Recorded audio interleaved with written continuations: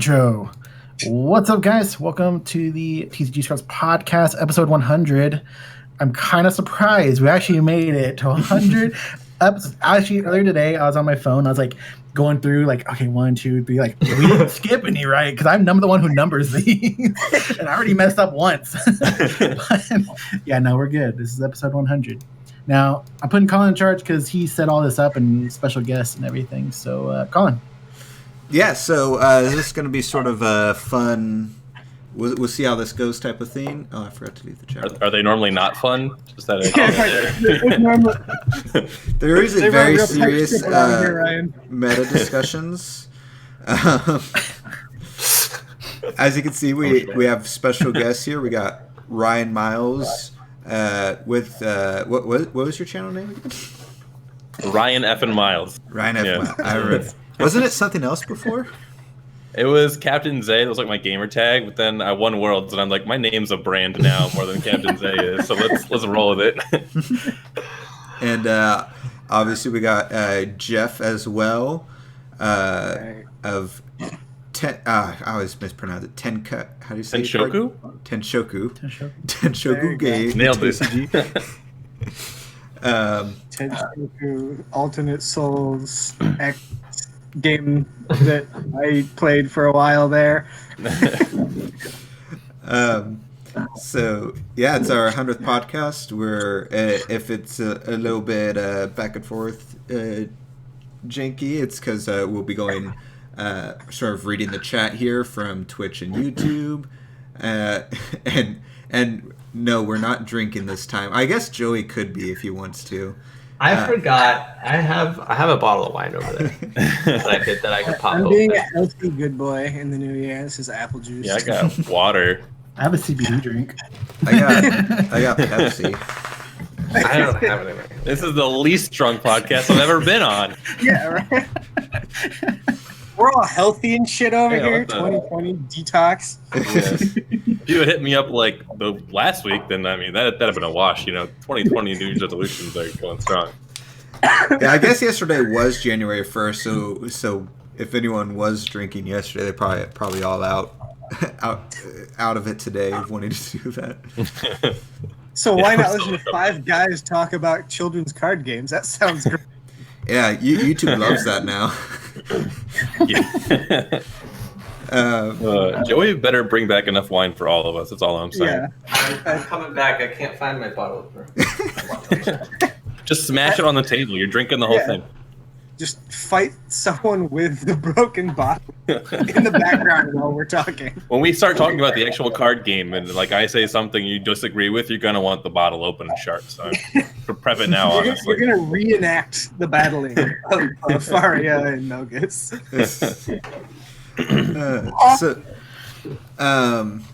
So first off, big thanks to everyone who stuck around with us. I know there's at least 2 people that I know of who have seen all the podcasts.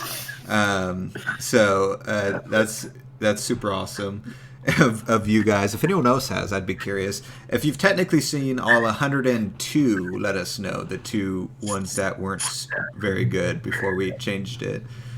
There's 3. Was there 3? Did we delete one of them? No, they're all there. Okay, I must have missed that when I was scrolling through. I'm just imagining that the 2 are just Oscar and Colin watching their own stuff. No, that's like 20 of them, actually. No, our first 2, we made a mistake. We had, I'm about to say this, and like we're doing it now. We had like 5 or 6 people on at the same time, so it was a train wreck. The issue wasn't the amount of people; it was the people involved. We stopped. We weren't talking force of will at all. That's true. A little bit. Unlike right now. We've got a solid 6 minutes so far of no force of will, so we're doing good. Good. Yeah, we're on topic. We mentioned 2 other card games so far, so it's... We're doing great. You guys play Flesh and Blood, by the way? It's this new game that just came... It's on the floor over there. I've got some chilling. I have like 6 card games on this table right here. Yeah. On the floor right now behind me, I have Flesh and Blood, Alternate Souls, Force of Will, Argent Saga, and then our giant Force of Will cardboard cards. just strewn about on the floor. I need to clean. Like a bunch of metal cards sitting at my desk used as like cup holders. I've got some of those. I've got Buddy Fight, which isn't even mine, and then I've got Chrono Clash and Argent Saga Flesh and Blood, and I think Yu-Gi-Oh's around here. It's just a table of card games. It's just all that's going on. I want to show you this because when I was making the tin shirt, I got like a bunch of card samples from the printer. Yeah. Oh and yeah. I just want to show you some of the shit they sent me because it geeks me out and I love it at the same time. This is totally unrelated to. So we have cards by Carly Rowena, and let me tell you, these are classy. Oh yeah. These are some classy exercises over here.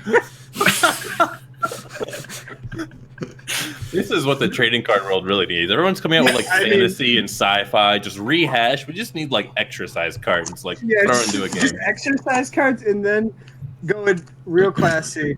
In case you've ever wondered how to say cow in other languages. That reminds me of if you've ever watched Pro ZD when he does his skits making fun of card games and he's got the cow things where it's like, well, it creates 2 moo cookies and. No offense, but it's the fat Asian guy, right? Yeah. Does like the food opening videos and then anime and then all that stuff. Yeah. Joey's really looking for the bottle opening. Yeah, he's like, I need to. We'll get started momentarily. I know it's terrible. Stick with us. Terrible. I have a little Swiss Army knife with the screw. I killed a man, really, guys. All right, so Not find it anywhere. so to put us slightly on track, we just got a question from Randragon76. He wants to ask Jeff what he thinks of the new starters. You're a very brave person to ask my opinion. Force of will right now. We're gonna be asking me about Argent Saga later, so let's. All right. So, I think that I don't like the design from the standpoint of it's very much a like both rulers, and I assume the rulers to come are all gonna have a. When you play a regalia, do these 4 things, one of them, and if you play the right regalia, choose 2 of them. And I think, while good because it keeps the power level the same, like whichever one has the best of those abilities is going to eventually become the best. And I also think it's a little bit boring. My biggest complaint is that the new cards are incredibly strong compared to the old cards. It's just in terms of like card advantage that if you've ever played some of the Wanderer with a purely old deck versus some of the new stuff, it's so hard to keep up with the card advantage. Like is Ryan shaking his head like the new cards it's literally impossible. The new cards go like +1, +2, +3 sometimes just by playing them. Whereas some of the old cards, you're literally just 1 card. And even at best, like, what's the Lapis Dark Storm? Like, that card is amazing. And it feels like you're just pissing into the wind when you're playing against the new decks. So you're like, wow, you're at like 8 cards and you've already played 3 this turn. And it's a nightmare. So the card advantage in the new cards is just so oppressive to the old set. So my complaint isn't that they're too strong. My complaint is that they invalidate so much of the old archetypes and styles if you're not running them. And that's really a big bummer to me because I really thought, and I still believe, that the old design space has a lot to grow. And actually, that's what my game is for, is to expand on those design spaces. And so it's fine, whatever. But I think that the design space is kind of a little bit boring as far as the direction. Like removal is basically, they've done the Yu-Gi-Oh thing where at first it was destroy. Then now we made eternal. So now destroy is no good. Now you need banish. And then we went from now we can flood the field so well that now everything's exile. So we're kind of going on this path that like, if you guys, I know Ryan played Yu-Gi-Oh. I don't know if Colin and Oscar played as well, but like it started out with like, this card Summon Skull used to be one of the best cards in the game. Yeah. Like Summon Skull and like Vampire Lord with an axe on it were like the greatest cards in the game. And then it got to a point where it was like, okay, well, we have Blackluster Soldier. And it was like, that broke the game actually for a long time. But then you had like shit like Judgment Dragon.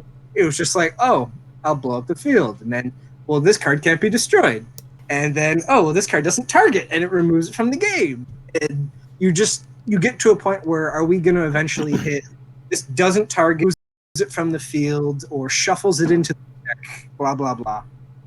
And so hopefully it's just a cycle, because the thing is, that's okay if you then have cards that can't be exiled or whatever bullshit. They can be played from exile for cheaper, something like that. But if it's just one directional, which knowing who's making the cards, it is, it just, I don't like that design space. I think there's so much cool design space in like Kaguya 1, Kaguya 2, even just some of the like, it's not archetype. Let's say like deck, tribal. Tribal has some like well served and everything. Like there's so much cool design space to expand upon. I don't think I need to, as opposed to, that's my opinion. The cards are cool. I play them. They actually work well against some of my game's cards, so that's the experience that I had with them. Is your card game something you'd be willing to talk about? Yeah, or are you still honing out on it? I'll talk about it. I won't show too much. Although I'm sitting here with a pile of cards, so I guess I can show some of that. We can talk that later. Red Dragon asks, is the meta going to be play all the good cards? I know where it is, or are you talking about for Denshoku? He's talking about Force Will. This comment, just like for the next stuff, like the. I guess I can kind of talk about going that. Forward for Force of Will. Yeah, so like Jeff was saying, like a lot of cards are just becoming super efficient in terms of card advantage. And like I think Force of Will has always just been about like tempo efficiency more than almost any other game I've played. And you kind of saw that with Scheherazade. Like you were just playing the game on your opponent's turn, but you were still like tapping out when you got into that counter war and stuff.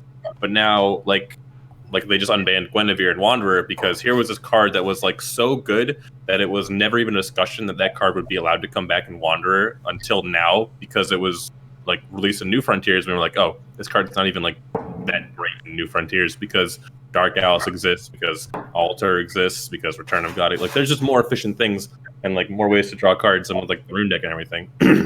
So it just kind of tells you how much the game has come forward in terms of card advantage, but also hasn't lost how every single thing you play has to be hyper efficient. Like you just can't be paying 3 mana for things because it's going to die to a 2 mana Light Raisin Revive or a 2 mana Bloody Break or a 1 mana Seal of Lenneth or whatever it is that's going to happen. So we've definitely pushed the envelope to a point of only the most efficient cards in terms of tempo, only the most efficient cards in terms of card advantage. And then it's just really right now what elements have the best access to those things. So colors, elements will attribute out. There's too many games. Too many games. And Ryan, I think you played the Lumia with the Lumia Resonator back in 2 years ago. Back in the day, yeah, when Stevering Winds was. And I was making an argument that in that format. So for those that don't remember, Lumia ruled blinked cards. Lumia Resonator put 3 cards underneath it you could then play. And at the same time, we had Severing Winds and a card that was contested. Yeah. Wait. And so the point being, though, if you paid more than 1 or 2 will for any threat, you were just losing the tempo advantage. And because Force has guaranteed will, lands, whatever, resources every turn, you have to maximize that. Like, it's not like Magic or a game where sometimes you might not have resources. So there's different paths you can take depending on what you're drawing into resource-wise. In Force, you're always going to have it if you want it. And with these answers that were 1 and free costing, you couldn't justify paying any more than that. And I think this is just my personal opinion side of it, but like boss monsters are kind of fun to play sometimes. And like I think what's the 5-drop that can't be canceled? Karura. Yeah, Karura. Yeah. Karura's cool. Like the same with Mystellion. Like some of those, like in New Valhalla, there's a couple boss monsters, and like the trick is trying to make them playable without making them broken. Mm-hmm. And that was impossible during the Lumia time. Like I remember the threats was a bunch of like 2-drops and 1-drops, and then if you got Abdul out or something, I think that was that in that deck? Not in the Lumia deck, but like Black Green Fair play it, but we still had True Blade, so you would just True Blade the. Yeah, it was just it like didn't that's matter, cute. No. Yeah. And that was a 1-cost. Yep. Brilliantly. And you had Tama too, so you would just be like True Blade, and they'd be like, Severing Winds. Like, okay, Tama, the other like Tama. it was so easy to kill duel. So like that's the thing is the hyper efficiency of that has that logic is still around, but I think that deck best exemplified that exact theory that you can't justify paying more will or resource than your opponent is to remove it. So the answers, if they're that strong, and that's why we banned it eventually, but if the answers are that strong, then you can't justify playing threats that cost more than that unless they're just completely unkillable or unremovable. Just to add on to your... Yeah. And, well, two things. One, going back to the Yu-Gi-Oh reference, was that's one thing I've brought up that is my fear of, like, it going that Yu-Gi-Oh route, because once you go a certain power level, you can't suddenly next cluster stabilize and go back down to this power level, because then this isn't going to sell at all, because no one's going to buy something that's weaker than this. So you have to do something stronger than that, and that's what creates that rolling effect that Yu-Gi-Oh fell into. Fire Drake asked if the hyper efficiency is the reason of the short card sets. I guess in your guys' opinion. Short or small? Selling thing? Small cards. Like they're only like not even 100 cards now, right? Like they have the structure decks and everything, but in overall, like outside of new cards is like 30 or 40, yeah. Yeah, but like all the new cards are good. So or like most of the new cards are like impactful. Like there's not a whole lot of new cards that come out and say I will never put this in a deck like there were with the previous sets. Like even some of the bad cards, I'm like I can see a world where this is good or this is like a sideboard tech or something like that. So I think they're just kind of streamlining the chaff. Like they're just kind of giving up on limited. And when like you look at the structure of a booster pack for any trading card game, it's like, oh, here are commons and here are the rares. And then you buy a box and then you have every common and you're like, wow, none of these cards are playable. Why did I even bother buying these? And the answer for the reason Magic did it was draft. And then a lot of games like kind of did that for a while, but now it's just like TCG tradition, and Forcible is like, well, we're not making draft playable, so let's just not make completely garbage commons to fill packs. So I think that's kind of the reason. It's just a modern TCG thing that most games should be doing. That like, I'm kind of happy with it because even though we're getting less cards overall, we're getting the same number of playable cards, right? So that's my opinion. But it's a little. Do you feel like it's been? Sorry. No, go ahead, Joey. No. You haven't talked. Do you feel like you've been like shoehorned into more, I guess, deck building than in previous sets and before because of the short amount of cards? And it seems like, you know, if you want to go Melgus, they only printed out, 6 cards that you kind of have to jam in that deck a lot of the times. Do you ever feel like it's worse that they're printing short cards? So I would have to, I think see more sets to really form an opinion there, because normally like on the first set of a block, you're still not playing like the new mechanic. You're playing the mechanic that has 4 sets of support. And that was true for like the past 2 blocks, I want to say. It's usually in set 2 where you get to like flush it out a bit more. Like I think 2 sets of Strangers will be competitive with 4 sets of Divinity. That's kind of terrifying in one way, but I really like Melgus is going to trigger on Fire Regalia. We only have 2 Fire Regalia. far it's going to trigger on any light regalia. We only have one light regalia, or we have 2 of each, whatever it is. But like as we get more, like those will have more triggers to activate on the rulers. You'll have more sword arts, more mage arts, more stranger. Like the stranger deck will start to be 10 disgustingly powerful cards instead of like 6 disgustingly powerful cards and 4 that I'm kind of ashamed to be playing, but they're in there because I need to put in 10 cards, you know. So I think that I would have been terrifying to front roll all that into set 1, but I think it'll really get there in set 2 and then be overtaking Divinity in set 3. Yeah, they I see it more. I don't know if it's lagging a little bit, but yeah, you're I lagging see just it a little bit. more from yeah, you're forever. blinking in and out a little bit. yeah, we're lagging here. But yeah, no, it's that was the biggest or most unfortunate thing for me, because I sort of yo-yoed now of like I hated any type of limited format to the Divinity rulers made it so I actually really enjoyed limited formats. Like I looked forward to playing them, even though I've never liked them before. And this set not only made me not like it, but I have no desire to play it because it's not. It has nothing to do with the powers. It's just the set's so small, and they only put in one color technically in it that everyone's just making the same deck. It's just not fun, which is unfortunate. It's an expected side effect of the direction they went, but it sucks because I actually start to really enjoy limited for like the first time ever, and now that's never going to happen again, probably. Yeah. So the one thing I want to add about the limited stuff, and we might not recognize this because we're all in franchise players, but for new players coming into the game, there's not really a great way to teach them anymore. And like if you've opened up the new sets, even or the new starter decks, they're not new player friendly. There's like a ton of keywords all over the place that aren't explained.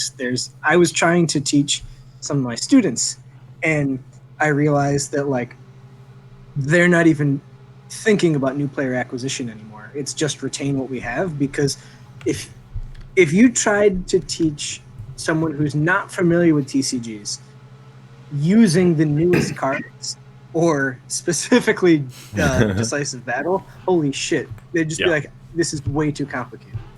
And that's okay for us. We all understand the cards, and I find that those of us that have been playing card games for 20 plus years, that complexity is what makes it fun, because there's lots of decisions to be made. But for a new player, like I ended up having to go back and make starter decks with the draft shaft for students, just so that they could understand the concept basis of here's my cards, they attack, and maybe they have one keyword. Like a new player that reads Lucifer is just going to be like, yeah, I'm good though.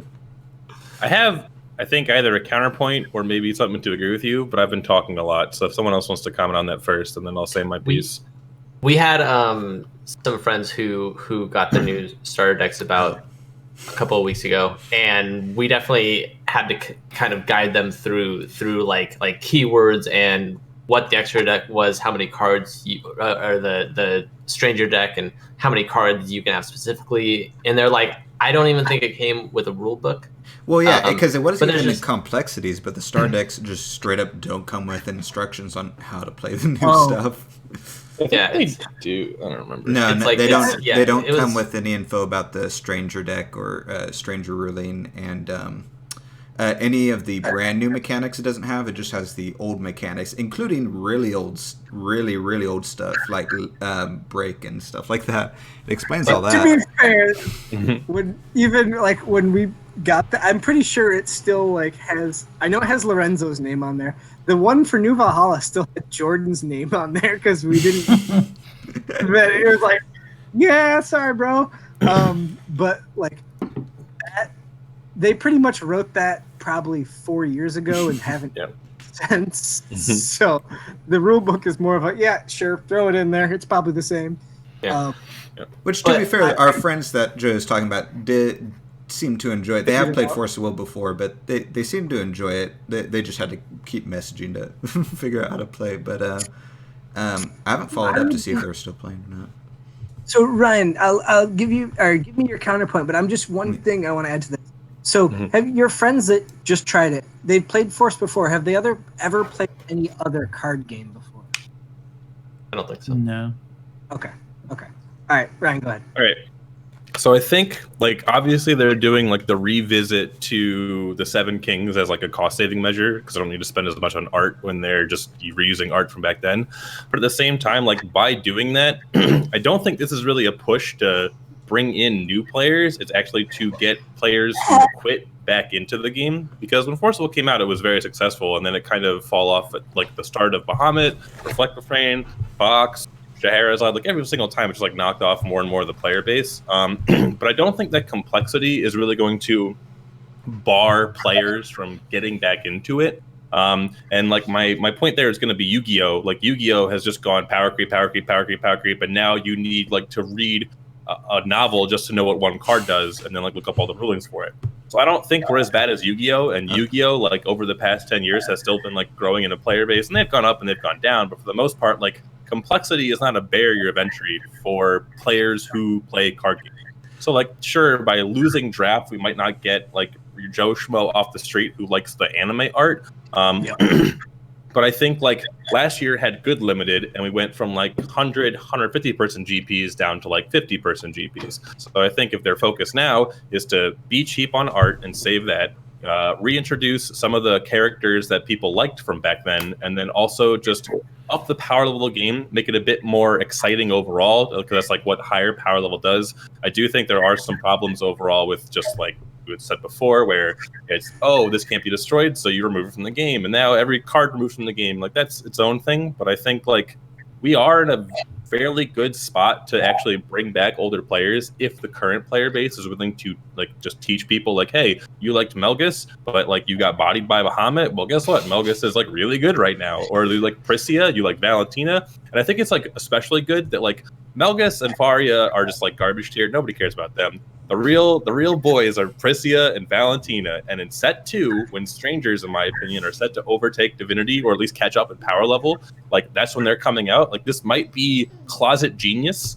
And all they have to do is just give us paid invites. Just give us like a couple paid invites, and we might actually have a competitive scene. Because I, for this past year, have just been like, Forcible is going to die. There is a 0% chance that there's a Worlds 2020. I will be actually surprised if I go to Japan for Worlds 2019. Like I was not having a lot of faith, but they're saving their money. They're pandering to a market that they already know they had 4 years ago. And I'm like, this is the right stuff to be doing. It's weird the way they're doing it, but like I'm sort of on a positive uptick. Just the fact that Forcible has outlasted like Elder Scrolls Legends died this year, and like that has Bethesda money, and that died. Like that's not being made, and Forcible's just still kicking, still doing well in Europe. And I'm like, all right, maybe we got something, but no. That's I guess to me it's pandering, and I don't like that. But I also understand that it's like nostalgia glasses. Nostalgia glasses are strong. But like I'm sure Fallout 76 had something to do with Bethesda. I had said the same thing to Oscar the other day, actually, where I said I think Forcible, as right now at least, has completely given up on bringing new players. Their focus is just to retain the current players and bring in the old ones with member berries, essentially. Which can work out fine depending on how they do it. I mean, obviously, if you guys watch, I disagree with the way they've done some of this, but like I understand maybe some of it, but I disagree with this full all in with 60 reprints per set and plus memorial cards plus. Rudy made a good point. Rudy made a good point, and Ryan made a good point as well. Like that. Excuse me. That like. Everyone can understand, and it's legitimate. I get it. Like, this worked in the past, do it again. And if our goal is to make money and sustain, it will maybe work. Like, I still actually get to hear from Daiko through AG, so, like, I still get minor updates of what's going on, but, like, and I think Ryan, you mentioned this. Like the European, a huge and their positivity, but also the this effect, and they've kind of just gonna, and so like I saw the distributors are doing paid invites now rather than through the company, and so it's like, hey, if they're gonna force it, then it very likely will survive, and I'm happy because I do still like the gameplay and it's still fun. Just for me, probably more than anybody else, the business side of it and the game side of it are so intermingled. Mhm. But like as a game, I think it's still great. I wish it was more newbie accessible because I want to show more people and I want more people to try it. I think it is a great way to spend your time and to play any kind of game, but especially like it's so cool to me. I don't really actually like the original characters. I like the historical ones. So like all the original characters, yeah, whatever. What? But like I love history side. So I like showing my students and be like, this is Joan of Arc, this is Peter Pan, blah blah blah. So Oh, yeah, the to me, historical Peter Pan, historical. Hey, and fairy tale, I got you. real world Mhm. semblance. So like I'm a big fan of that, but again, that's a personal thing. I've found that, and you guys know this too, we all have our own things for games. We're all super subjective about what we like and dislike. I used to talk about all the time about like what is balance and how to objectively talk about that, and it was a nightmare, but I got decent at it. But still, we can all love, hate, whatever. It's kind of, you just got to kind of go your path. If they're doing what you like, 100% follow it. If they're not, okay, go a different direction, and that's totally cool. Or make up your own formats. I know Jem made Genesis because he liked singleton formats. I know Frank, I think, made Epic Stories because he liked EDH. I know Europe does all kinds of different formats every other week, and keeps it fun and interesting. Like in Japan, we play Origins sometimes, or I mix my game with Wanderer, and we play that amalgamation. So it's not so much about everyone's got to toe the party line as much as find what it is you enjoy. And if you have a couple friends that also enjoy that, you're golden. Like you guys, specifically Colin, Oscar, Joey, you have like your perfect little trio there. So you have your friends. So, hey, Colin comes home half drunk. He's like, you know what we need to do? Make giant 11 by 8 pieces of fucking cardboard. That was all Make a Oscar. giant video game. I was completely sober when I had that. Yeah, Oscar literally came in with the stack of cardboard. He's like, "What if we made cards out of this?" I was like, While we're at work. "Yeah." It's like we work at a print shop. I mean, hey. Yeah, Epic Stories I love because I think that it will stand the test of time no matter what Force Will does. I think Epic Stories will always be fun because of its format. For me personally, like no matter what, I'm always going to play Epic Stories. Yeah. But Just win whatever format he plays. Yeah.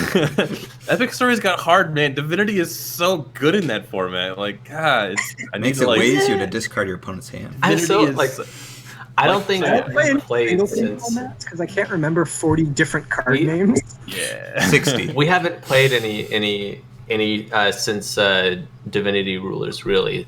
So I haven't put together any. Like, I have. I just feel like in the long term of things, having those 5 cards, you end up using them, and you versus 3 other people, and you end up like not getting enough value. So compared the to, like, problem Jack is and stuff. that there's Freed from the Altar, which searches your deck and is a rune, and Oh, there's yeah. Demon Division, Yeah. which is a rune, Oh. and there's Invitation, which is a rune. Like you just have like runes that search your deck for cards, and then like you can play like I think the most broken one is like Hanzo Time Spinning Witch, where you're just a 5-color deck. You're Hanzo, you have a Sealing Scroll, you beat other Divinity Rulers, you can search your deck for anything you want, and then you just like Umber combo on whatever turn you want. That's a good You have point. Invitation to Purgatory, which searches your deck and you like dumps a card for it's like planting beans in your rune deck. Like you just have so much consistency. Like so instead of 5 extra cards, it's like 5 cards from your deck that you just have. And it's like wait, wait. Even outside of that, in just regular New Frontiers, I very much disagreed with how much search cards there were inside of rune decks. I'm not a huge fan of search cards. You might not like Tenjo. real quick, we had a couple comments here. Fire Drake, he commented that Force Will game is still great to play. He had a question of this is more of I guess speculation, but he asked if Alice Origin will be a 4-set cluster or will it be different. Pretty sure it's still 4 sets. Yeah, as far as I'm aware, it's just really late release dates. The only set I don't think is going to count towards it, that Netflix deal. Oh, yeah. The Ghost in the Shell. Hopefully they fucking download the right font next time. Maybe add some background to the card. I hope they add background, but either way, I mean, I'll admit they got me good with that, though. I was like, shoot, I really like Ghost in the Shell. I didn't believe it was real. I had to go to the website. I was like, what is this? And I'm like, doesn't matter, this card's not playable. And then I'm like, wait a minute, this card's actually like a 7-drop that's uncancelable and just kill it. Oh, God, you could bring it out on turn 2. I feel like they made it as a joke almost, just like, oh fuck it, Netflix gave us this, so let's just make the card really strong, so that way we'll see it. Yeah. It was not playable. It was like fringe playable until somebody went, oh wait a minute, I could put 40 of these machines. Wait, guys, look at this card. Have you read this card? It does this thing, and then somebody's like, Force was like, no, we didn't read that card, guys. I found this cheese, and the deck does one thing, and that's how I win. And Joy was like, "Wait, cheese? Where?" And Joy like freaked out. I'm really curious how the deal works with the artwork being used in the card, because I follow the artist, and they haven't mentioned anything about the Force Will card at all, or any kind of thing like that. Like, no, it's licensed out. Like, the thing is, the artist for the Force of Will artist as well. They don't own their artwork, and so the Force of Will licensing program, let's call it, through the newly renamed iSpy, is essentially they sign over all the rights and distribution and copyright, etc. for it, and then from there, the artist is allowed to post it because the artist probably has more followers than Force of Will does, especially now. Their Facebook, or excuse me, that too, but Twitter. And so the idea is to kind of share that, and it used to be to kind of like get more recognition, and now you'll notice in their posts it says like, for the foreign popular game Force of Will, no Japanese people play anymore, so like the artwork is just like, hey, check this out, but whatever company owns who owns Ghost in the Shell? Funimation? No. Is it Country Funimation? of Japan. That was my guess. I think Netflix paid for this most recent adaptation. Is it? Yeah, well, because it's a weird thing, because it's a continuation of Standalone Complex, which I believe Standalone Complex was done by a different company than the movie was, the animated movie. I could be wrong, though. Please excuse my typing. I'm not gonna lie, I haven't seen any Ghost in the Shell anything, not even the movie. I tried really hard. Haven't watched the anime, haven't read it. I watched Standalone Complex 10, 15 years ago. Whenever the fuck it came out. That's good. And no, it's an interesting anime, and it has... It's one of those ones you need to watch in order to kind of get the storyline, and it's not it's an episodic kind of thing where you just tune in, okay, it's finished. It's one long story, and it's cool, it's worth watching, but it's also kind of one of those fringe ones that I think became more popular later on. With the classic. I remember hearing about it in high school, and someone me the premise, and I'm like, I'm not gonna watch that, but thanks. I appreciate it. Okay. Well, Cool. I'm gonna go watch Ava instead. I don't know why I did that, but hey. Yeah, I was just gonna say, how the last Ava's awesome. the old one with the last 2 episodes that are fucked up? I don't even remember. Real So quick. I'm pretty sure. Okay. What? Okay, so real quick, I'm pretty sure Production IG, the animation studio, I think owns. Oh, Instagram. I've heard this of them. recent one. Yeah. Instagram's pretty big on their Japanese anime. But the original movie of Ghost in the Shell was like, I thought was a really big hit and everything. Wait, the one with The anime? Black Widow? Yeah. Yeah. No. Yeah. The The live action. Yeah. No, the anime movie. Was like Arise? in 1995. Wait. I The like original one. I love Yeah. the original movie. Yeah. But, not If you're talking into, about you have to be super into the philosophy. series and stuff. But Yeah. All I know is is Ghost in the Shell the faceless man guy? It's The laughing guy. man. Yeah. Your thumbnail on YouTube? Yeah. I was like, just making sure that it's that series. Like, I was like, wait. Yeah, I'm remember, aware. that's why I did. So real Anyways, quick, Colin. let me real quick read a comment, and then we're gonna switch gears here. It was from Azog. He said, for me, if there's not some way to rebuild tournaments, it can't rebound. I'm talking about Force of Will, obviously. I'm in a major city, and the closest store that has locals is 2 hours. And the closest that's doing the Vite Ramen tournament is 4 hours. He said OLS is keeping him a bit engaged, but it's harder to justify paying for the actual sets. And then he also said, also make sure we get to grilling Ryan on Argent Saga. Real quick, before we get to that, wait, let me check my message here. I mean, when it comes to rebuilding tournaments, like I think one thing that like I've kind of noticed about the trading card game industry is like you look at the average age of like it's just call right here. I would say it's probably like 23, if not older. I don't know, Clena, how old you guys are. Right here. So I rounded down. Yeah, just like the 5 of us right here, right? So I think it might be about 29 average. Yeah, probably. I wasn't sure. Like I said, Colin's bringing it down, so I couldn't tell you. But like, so wait. I just had a birthday. Yeah, you know. So I think Colin's like 30, actually. I don't even know. But anyway, the point is, like, people that play trading card games are just getting older. Like, your high schoolers are not playing trading card games. They're playing League of Legends. They're playing Fortnite. They're playing Overwatch. They're playing Hearthstone if they're playing trading card games at all, right? They're playing phone games. They're playing online card games, yeah. And when you go to like your card shop or you go to a forcible tournament, you're not seeing high school kids doing that. Like you see like those kids play Pokemon maybe, they play Yu-Gi-Oh maybe, but like the trading card game space is no longer for a children's audience. And I think that like while on the one hand the future games is certainly digital, just like in terms of keeping like growing an audience for trading card games and growing a tournament scene, like it's not like a comic shop is almost like a weird place to do it now, where it is like just games are getting older and the audience for them are getting older in the physical medium. So I don't know. It's weird to think about trying to grow trading card games when I think like the audience is as a whole is no longer bringing in new people because like you just don't have kids that are playing trading card games. Well, I think it's just gonna. Well, my theory is that we're gonna get all the diversity of card games is gonna go digital. And we'll still have the physical, but it's going to condense down, so we don't have this huge It'll be like a couple big ones that soaked up what's left of the market, and that's what'll keep physical alive. There just won't be as big of a variety of physical card games anymore because of there's just not the market because that's really expensive. So everyone's just going to go digital because there's less to lose The and production stuff. costs are insanely cheaper. And so many kids are growing up with like on digital.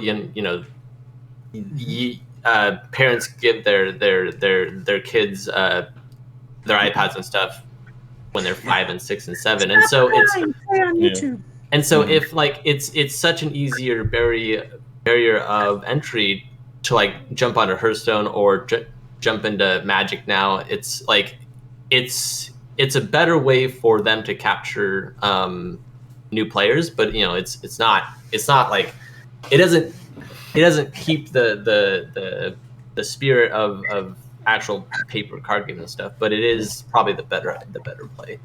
Yeah. I mean, a perfect example is look at TV. Wow, I'm sounding Japanese. TV games, video games.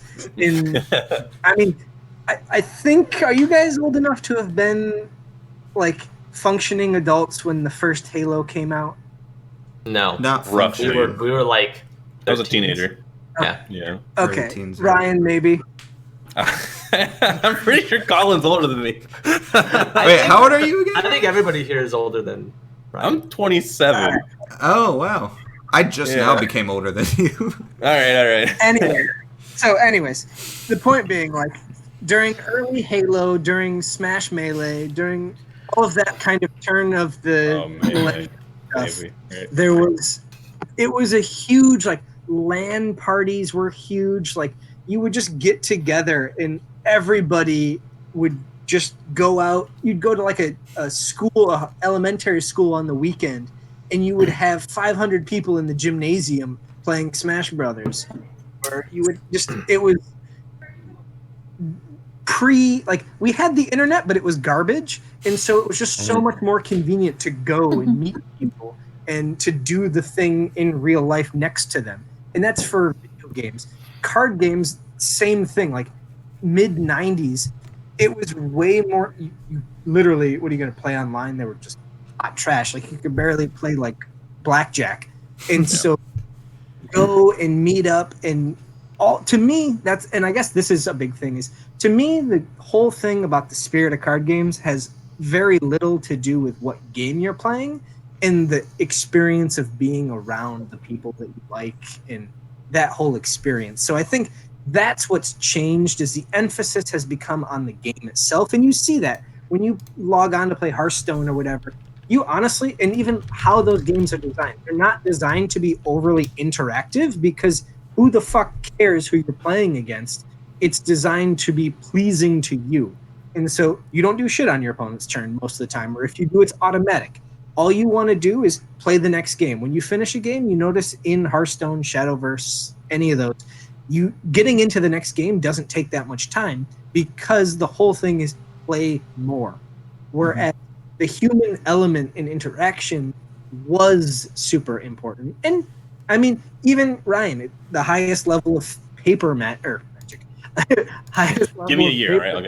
Okay. yeah, it is still like the most impressive thing when AG and I heard about it was just how nice of a guy your entire family is, essentially, and what classy gentlemen you guys are. And so not only like is it your ability to play well, but your presentation that comes with it that's super important for some of us. For others, who the fuck cares if you're an ass? If anyone knows, like, oh my god, Champ from Ultimate Marvel, Filipino Champ. He was basically a heel for the entirety of the game, and like he just talked so much shit. He would teabag in the middle of matches and just be an asshole for the sake of being an asshole. And it just, but it was fun to watch him lose, and so he had a personality to it, and it was fun to watch. The same with LSV, if you like Magic, that these people are fun and enjoyable, and their personality is part of the draw. To me, there's no draw into just a game by itself without that. And I know that's not true for everybody, but for me in particular, that's a big I can really agree with that. And just like I like the social aspect of card games, but I'll play card games online. Like for Forcible's online, I play it. But like going to tournaments and then like the storylines that have developed, and like being a high profile player, I get to see like everyone's storyline, and that's been like my favorite part. And I wish there was a better way in paper card games to express that more. I think it's the most interesting part. It's just the way that people interact and playing the game, it's not even the game itself. The funniest part for our Worlds was we got to interview kind of two separate people. And one of them was the Australian team, and then we got to like team. Yeah, it was such a cool little storyline, because like the Australian team, you know, we're all like, oh man, we've tested this, we've tested that. Like people are gonna come at us with this, but you know we have this, and then it's like Team USA, all you guys all banded together and you start testing together, and it was such a great storyline for me, you know, and then World starts happening, and it's like oh okay, he's, you know, the Australian player has gone like 4-0 or 3-0 or something, and but now he's playing his Australian friend, and it's so great to watch. It's such a great like little storyline going on. And that just totally reminded me of that. The chat mostly or all agrees that the best part of doing the physical in person is being able to meet new people and have that in-person interaction and stuff. Also, as Og said, we need to start making WWE style promo videos between the teams, between US and Worlds, etc. I totally pitched that, for the record. I totally pitched that. We banned all the players that did that. Like, unfortunately, like, they were assholes, but Anton Vahil, gone. Alex Blandon, gone. Like, those are the guys who would just talk shit. Then me and my brother would be like the good guys to their bad guys, and that was really cool. But now they're all banned, so I'm just like shit talking some Germans winning Worlds, and it's like, well, come at me, I guess, next year. Like, good luck. You see that, Jerry? That comment? Yeah, I did. Speaking of players who could be assholes or not, Ryan, I had mentioned to you something earlier. I hear Joey thinks that he's got a deck that can beat me. I've been talking so much shit. I don't know if you know this, but nobody can beat me, all right? I don't have a trophy per se, but I got a title. It was on stream. The world knows. He has a very big promo metal card that says he's really good. Yeah, it's also misprinted, and I did lose on stream to Lars like 2 hours ago, but all those things aside, I could totally beat him. You know, I too have won a tournament. Oh, yeah. No, I've been hit my local. No. I won an ARG tournament. I don't know if you guys heard. Was about it 2 years ago? 2.5 years ago. When Alice Cluster was first out, right? it was October. I remember that. It was when Zero came out. I've been talking so much like dumb shit, just like Ryan Miles. I got a deck that I could beat him with Fuji. He saw he saw one of your lists. He's like, oh, I can beat that. All right, so let me tell you a story. Here's again storylines, great thing. So Ben Bargetzi like comes to America, goes to some Canada event that I'm at, never plays against me, never plays against my brother, ends up winning the whole thing with like some garbage Sherry deck, but it was a Sherry deck, so he's like, I made Sherry. I'm the greatest player alive. I'm going to talk so much shit for a year. So finally, anytime we talk about Forceful, he's like, oh, you guys are on that? Well, that's like the third best deck, but I had the best deck. Don't worry. You'll see at the next tournament. It'll play some jank in Europe. I'll play some jank in America. We'll both do very, very well. And he's like, yeah, your list was okay, but mine was clearly better. So finally, I abandon America so that Pandas can win fucking Vegas. So I go to Europe to beat this man's ass, and I clap him in top 16. This is what happens. You talk shit. I will fly to another country to beat you, Joey. Do not test me. Well, luckily we're in the same country, so you can come here and beat the crap out of He's gonna move to Canada, get a new passport, just so he can fly back to America. The entire immigration process.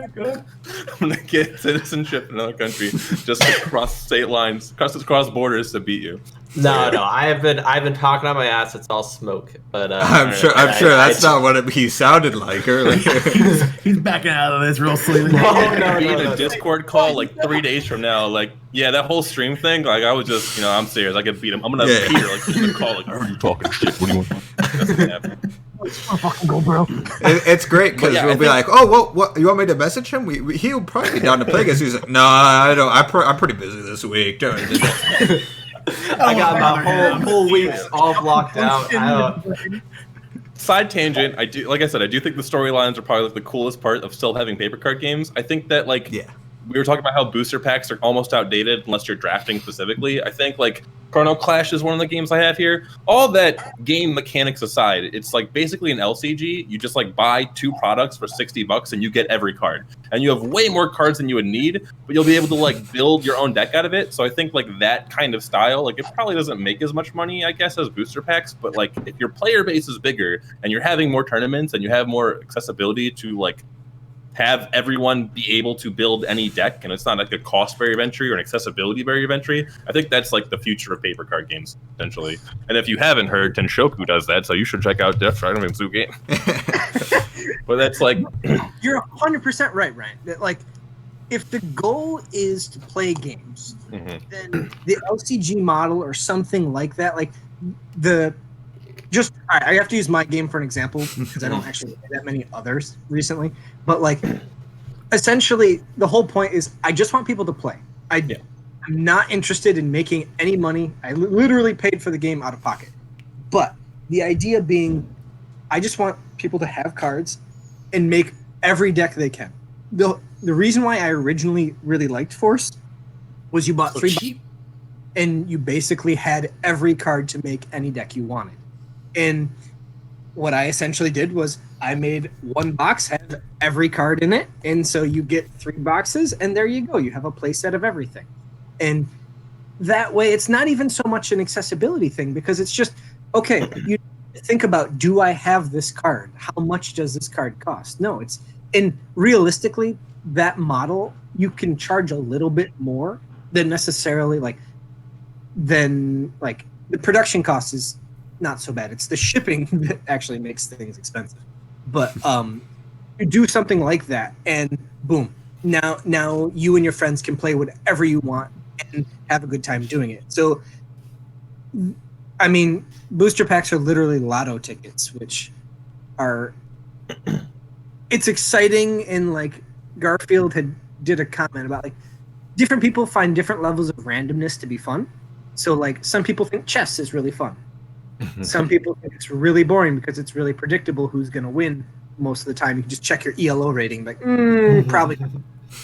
Whereas something like a coin flip isn't very fun for some people because it's too random. There's no discernible way to pick which is correct.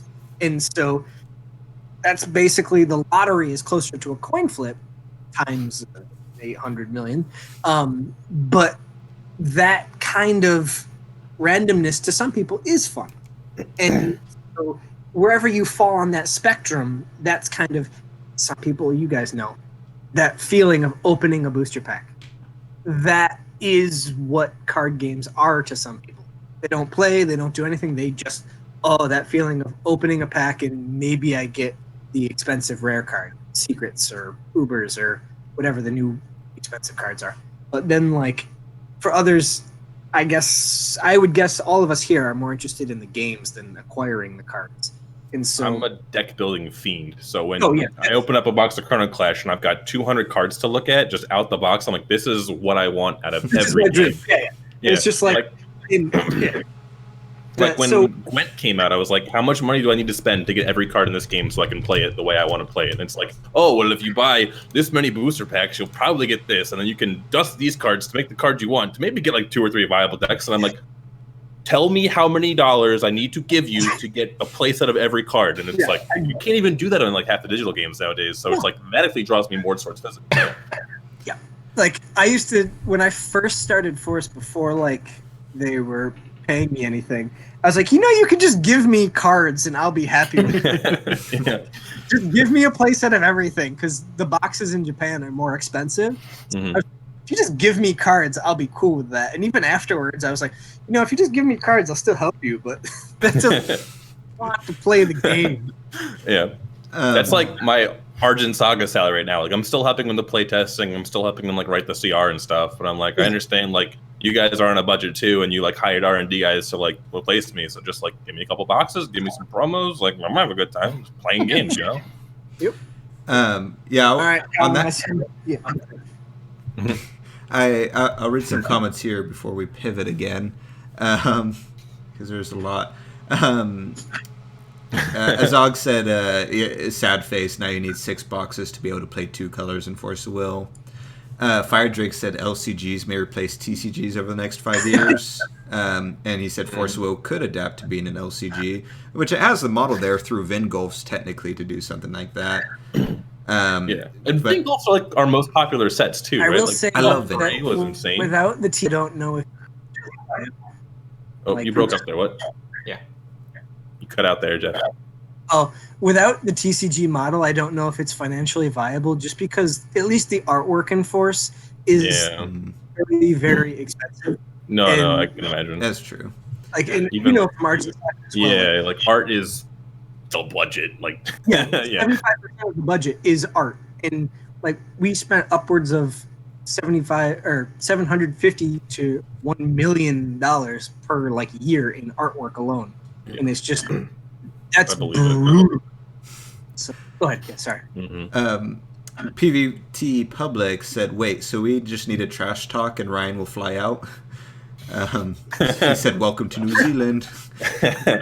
I'm trying to travel out this year, but we'll see. Clefadog said, "I'll do one of each card, but randomize foes, so there's something to chase," which I agree with. That's perfect. Yes, exactly. Like that's one thing I don't like too much with Argent Saga is that the only commons are the only things to chase a higher rarity, because I love chasing higher rarities, and you just can't do that outside of promos. But Randragon76 said, "If you don't deck build, is it a card game?" I mean, Keyforge is like number 4, right? Oh, like, yeah, that's a good point. Like, that's not my cup of tea at all, but some people really like turning their brains off and just saying, like, whatever I get, I'm going to play it, right? Like, and there's something fun about that, too, of like, hey, I'm kind of bored of Force of Will or something else. I just want 1 week off. Let me go pay $10, use whatever deck I get, and then never look at it again. The reason that Force Origins blew up was because I literally just took everyone's deck list and was like, turn your brain off and make these decks. They did well. Yeah. People love deck lists, for sure. That website in 2018 or whatever got almost like 100,000 views from people just looking at deck lists. And it was purely like, I mean, you guys know that the most basic site you can possibly have. It's a link, my opinion of the fucking meta, and that's it. And it was just, but Force didn't have anything like that. And the thing is, we're all deck builders and we think that part's fun. There's an entire subsection of card game players that all they want to do, tell me what the best deck is or what deck does what, and I'll pick the one that does the thing I like, and I'll put it together and I'll play it. I don't want to have to think about what I'm actually putting into this or what the right ratios are or anything like that. And to me, that's sacrilege, but I understand that there's an entire, quite large now player base. Like, I would actually argue that's probably the largest player base is you make the deck for me, I just want to play it. Because look at Hearthstone, look at Shadowverse, look at, I think, Gwen as well. Like, all of those, they have a website devoted to deck lists. And multiple websites, yeah. And basically, that's what people do when they jump into the game. What's a good deck? I'll build it as close as I can with the cards I have or that I can make. And then I remember I used to, when I was playing Shadowverse, I could tell what the other person was playing. I would make these fucking jank brews at first, or just mix and match because I was like, all right, I think this is a good combo, and I would do well. But half of it was I knew the entire deck list of the opponent just because they just clearly copied something offline. You run into so much stuff on like ladder and stuff too. It's like, oh, this guy's playing red, white, baloney. And I was trying to point at Oscar. I don't know. You definitely pointed at Ryan. Okay, yeah. I don't know where Oscar is on the stream, but Oscar is. He's gotten better recently, but when we were playing Pokemon and recently also, he's definitely a deck list builder. But I will say that I do think there's a little bit of like skill and enjoyment in piloting lists. 100%. That you have no idea of you actually built, but people will definitely get enjoyment out of that. I don't agree with it.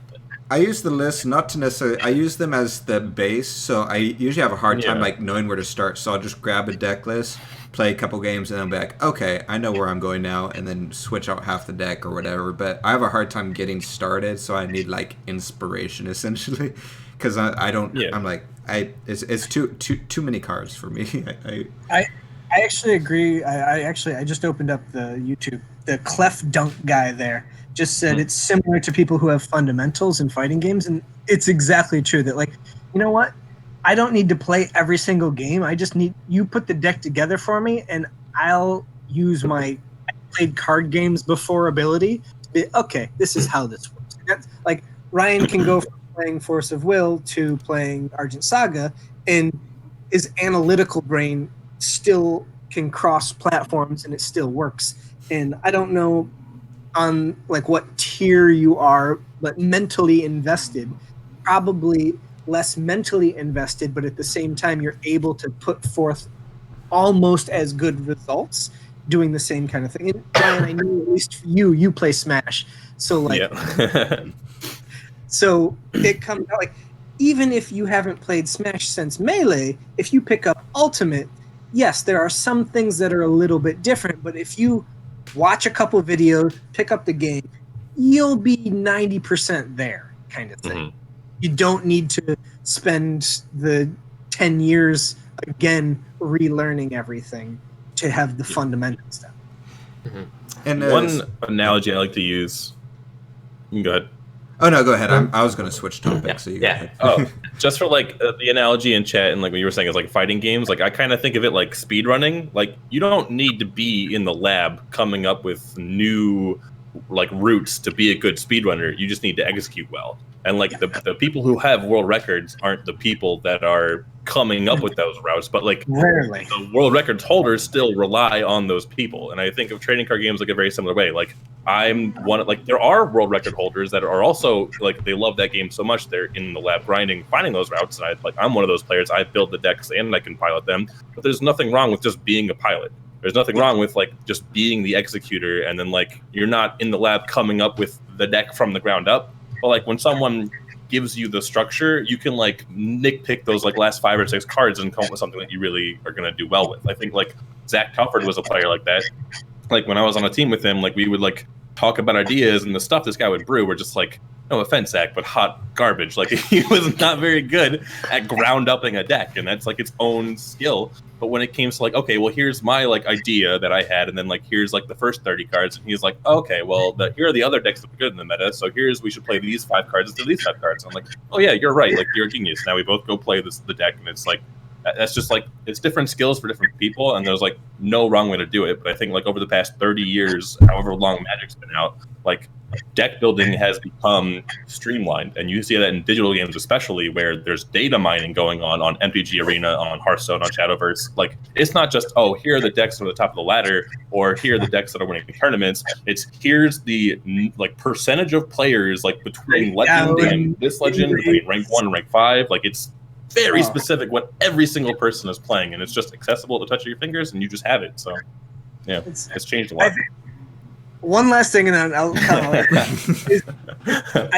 I think in the last 15 years, there's been a big, like, it's been a rough transition where pre-internet, or at least pre-modern internet as we know it today, has left some people this feeling, and you see it sometimes at the card shop, where like this, net decker is a bad word to some people. Especially, I would say, maybe it's not today, but like 15 years ago, that was like a legitimate insult to someone. It was taboo, yeah. And so that idea, or even this idea of like, I'm the first one to make a deck, and like my logic was, shut the fuck up. No, you're not. Design most likely was the first one to come up with it, and even then, it was designed with that idea in mind. So like, no, you are not the first. No, you are not the third. You are not even the 100th person to do it. And who cares? There's no bonus point for being original. You are either the most famous person using the deck, or you're not. Like, but I think that we've actually gotten to a point now where I don't think it is such a bad word, but there are still pockets where that idea of I'm the first one to make this, or if you didn't create it yourself, it's less honorable, which is, for anyone who plays fighting games too, about, like, that was not an honorable way to fucking chain grab me to death. And I'm like, I don't care. The only thing that matters is, did I win? And the answer is yes. So you always have to remember people are playing with different rules in their heads.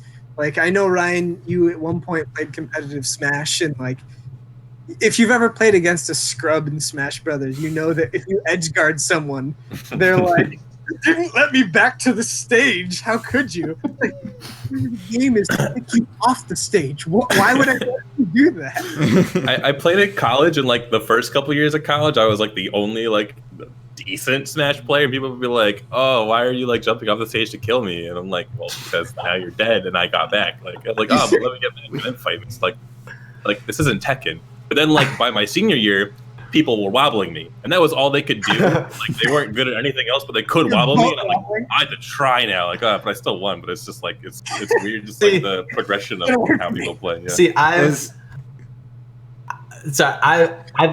never gotten into Smash enough to like be like wave dashing and like crouch canceling and you like were for and, like, a bit, and kind of. all that stuff. What? You were for a bit. You got like, pretty competitive against us for a bit.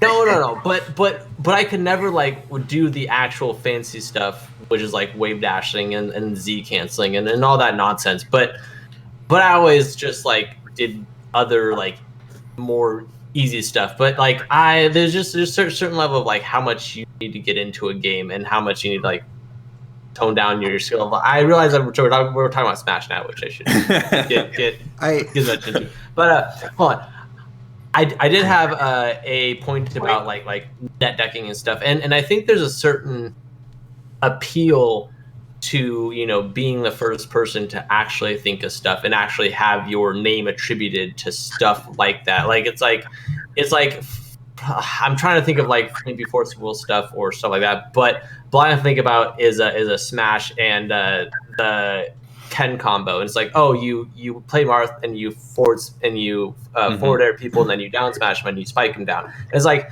it's pretty fucking cool to be named after a specific move or a specific thing in Smash, and I think that's what appeals to a lot of people who are net deck negative people. On that point, I think it's not like enough to just come up with an idea, because like when the game's big enough, like so many people in individual pockets are going to like come up with the same idea. I think it's about being successful with the execution of that idea. Like even if you don't think of it, or like if you do think of it, if you're the person who brings it to that top 4 finish. I mean, like I just watched the most recent Mythic Championship in Magic, and it's not like Simic Flash is a new or novel concept, but now like Brad Nelson and his whole team is like, oh, these are the guys who like went nuts with Simic Flash just because they brought it to the right tournament. They didn't even win, but they had like 3 of their 4 members make like top 4 of that tournament. But it's just like that's like what most things are made. Like Ken probably wasn't the first person to Ken combo, but he was winning tournaments while doing it, and that's where he gets the recognition from.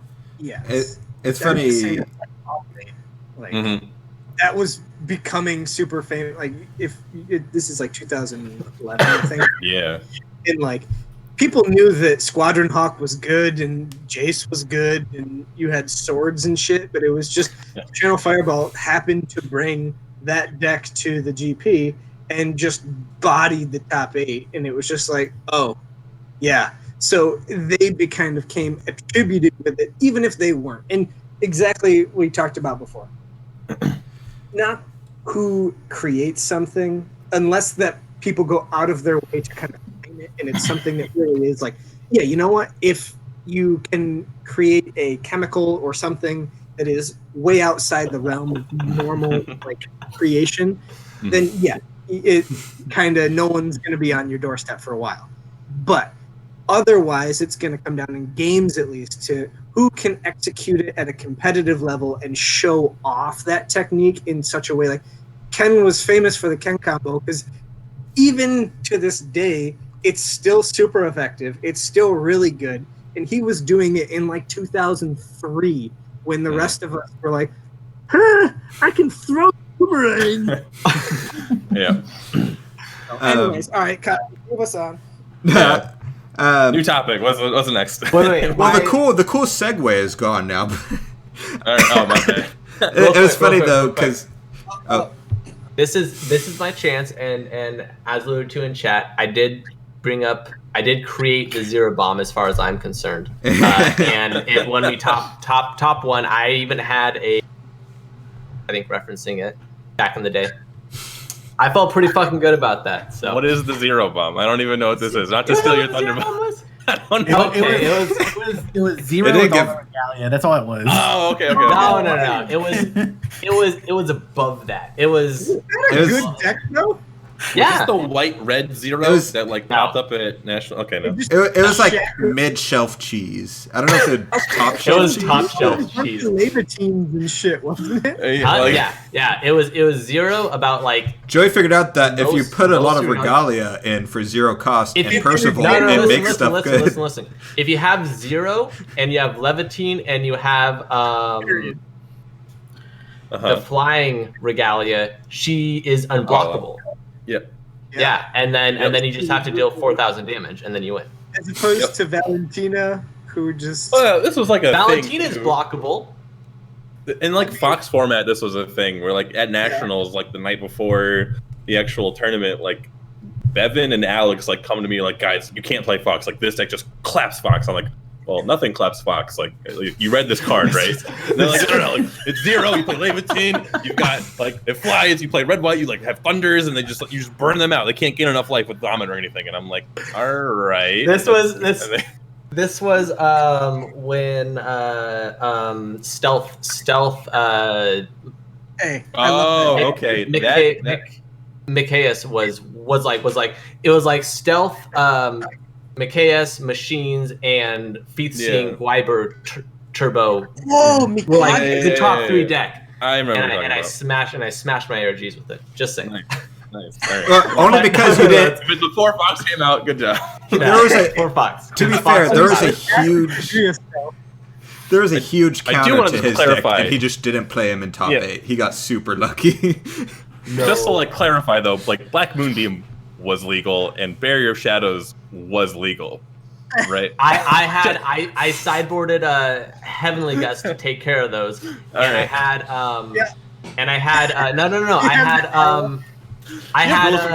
the chasing the green card that Wind Secluded Refuge. Exactly, I had those to counter those in specifically.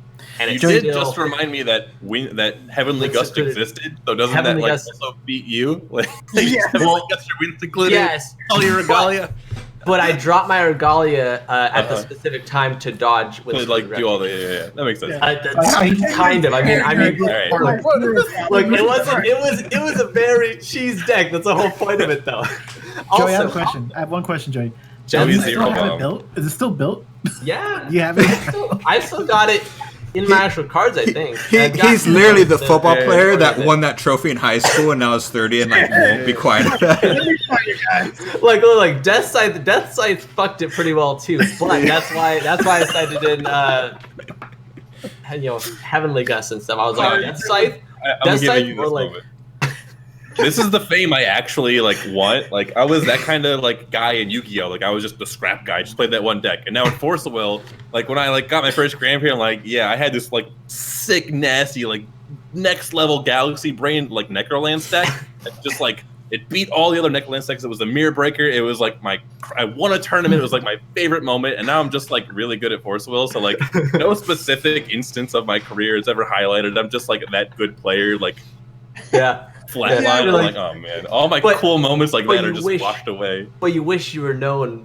for I that wish I Necroland was. deck. Yeah, I definitely wish I was. So, Speaking anyways. of stuff Ryan's known for, you had mentioned. That was good. Everyone, come on, that was good. That was a great song. Colin has the best segues. Yeah, I mean they're kind of expensive, but once you get good at them,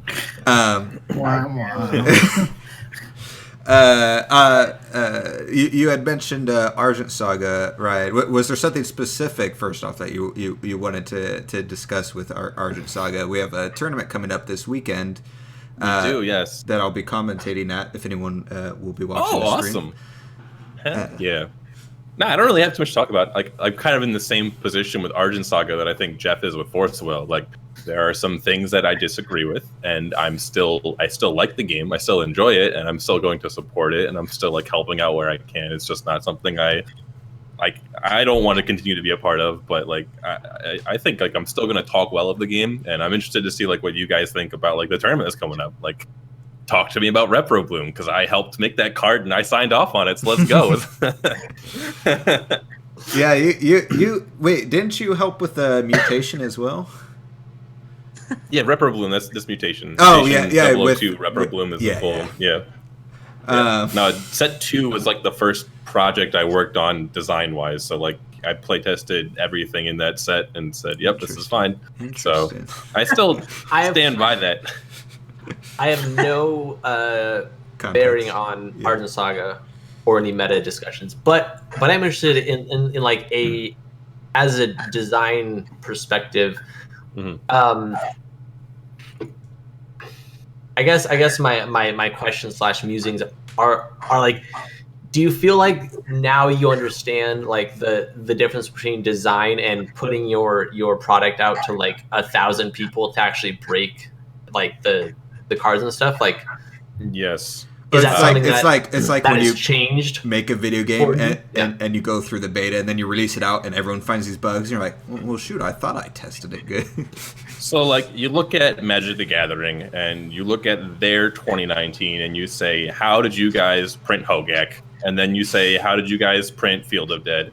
And then you say, how did you guys print Oko? And then I look at Argent Saga's like tiny design playtesting team and I'm like, oh, honestly, even with like if I had 15 people playtesting, like there are just some things. I think Oko is kind of dumb, but like the other ones, it's just like some you can't catch everything, and like some things, like you'll catch it, you'll identify it, you'll say, okay, like this is the power level I want it to be at. This is the counters to it. Let's run through it. Like with Pepper Bloom, we did test it, and it was like we found counters for it, and then we didn't like test enough to find like the counters for the counters, or so like so to speak.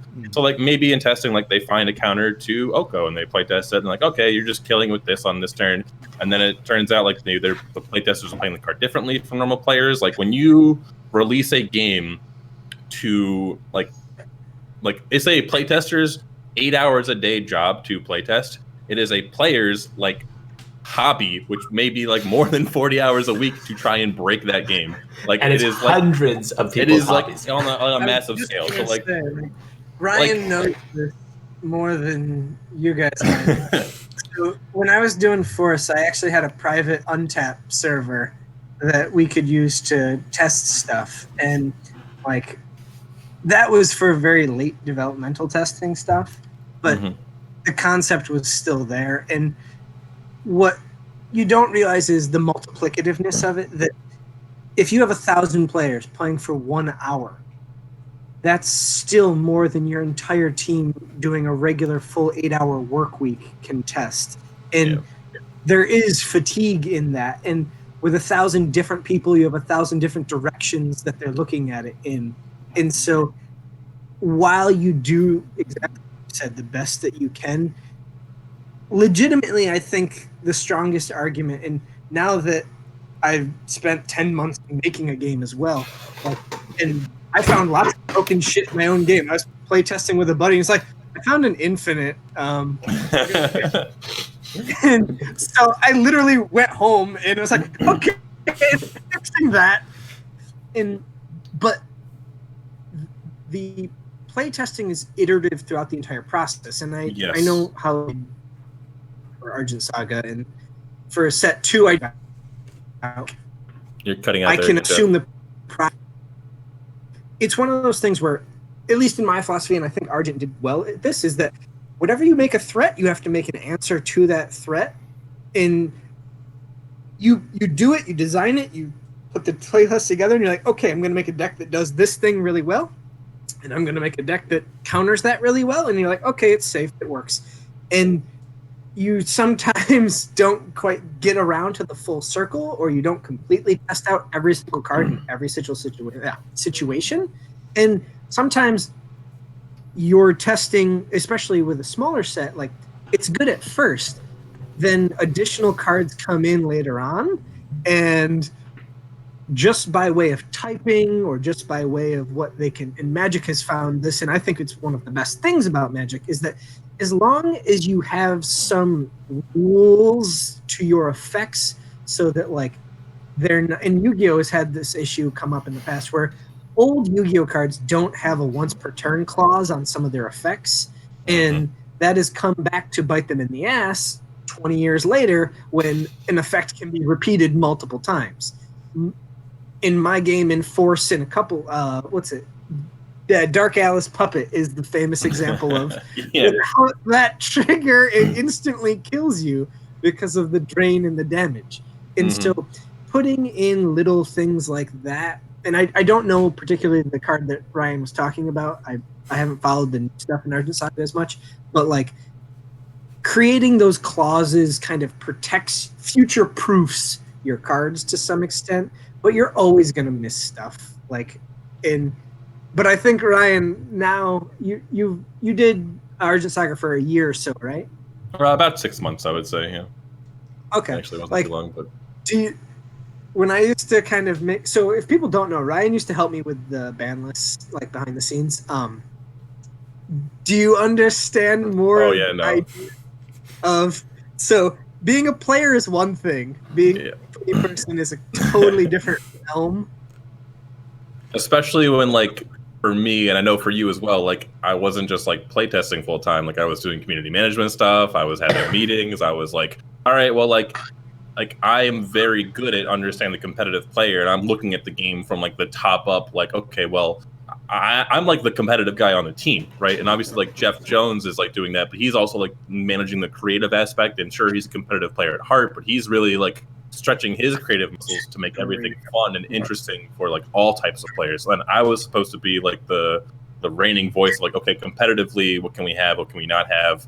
I want to. It's like, Jeff, this is a really cool mechanic, but you can't have offering put cards back on the bottom of the deck. You understand what's the problem, right? And he's like, yeah, but I wanted to test it. I'm like, okay, good. They're going to expel now. That's cool. Okay, good. So like you had to like tone some things back just to like make the game like functional. And then like you would go from there and say, okay, now that I've like taken down the egregious parts, let's play test. And then you play test and you change some things and then you play test again. And then like, because you're constantly playing and you're changing things, like sometimes changing one thing means that like, you've now done something that you need to go back and play test against the 7 other things that were different when you changed the first time.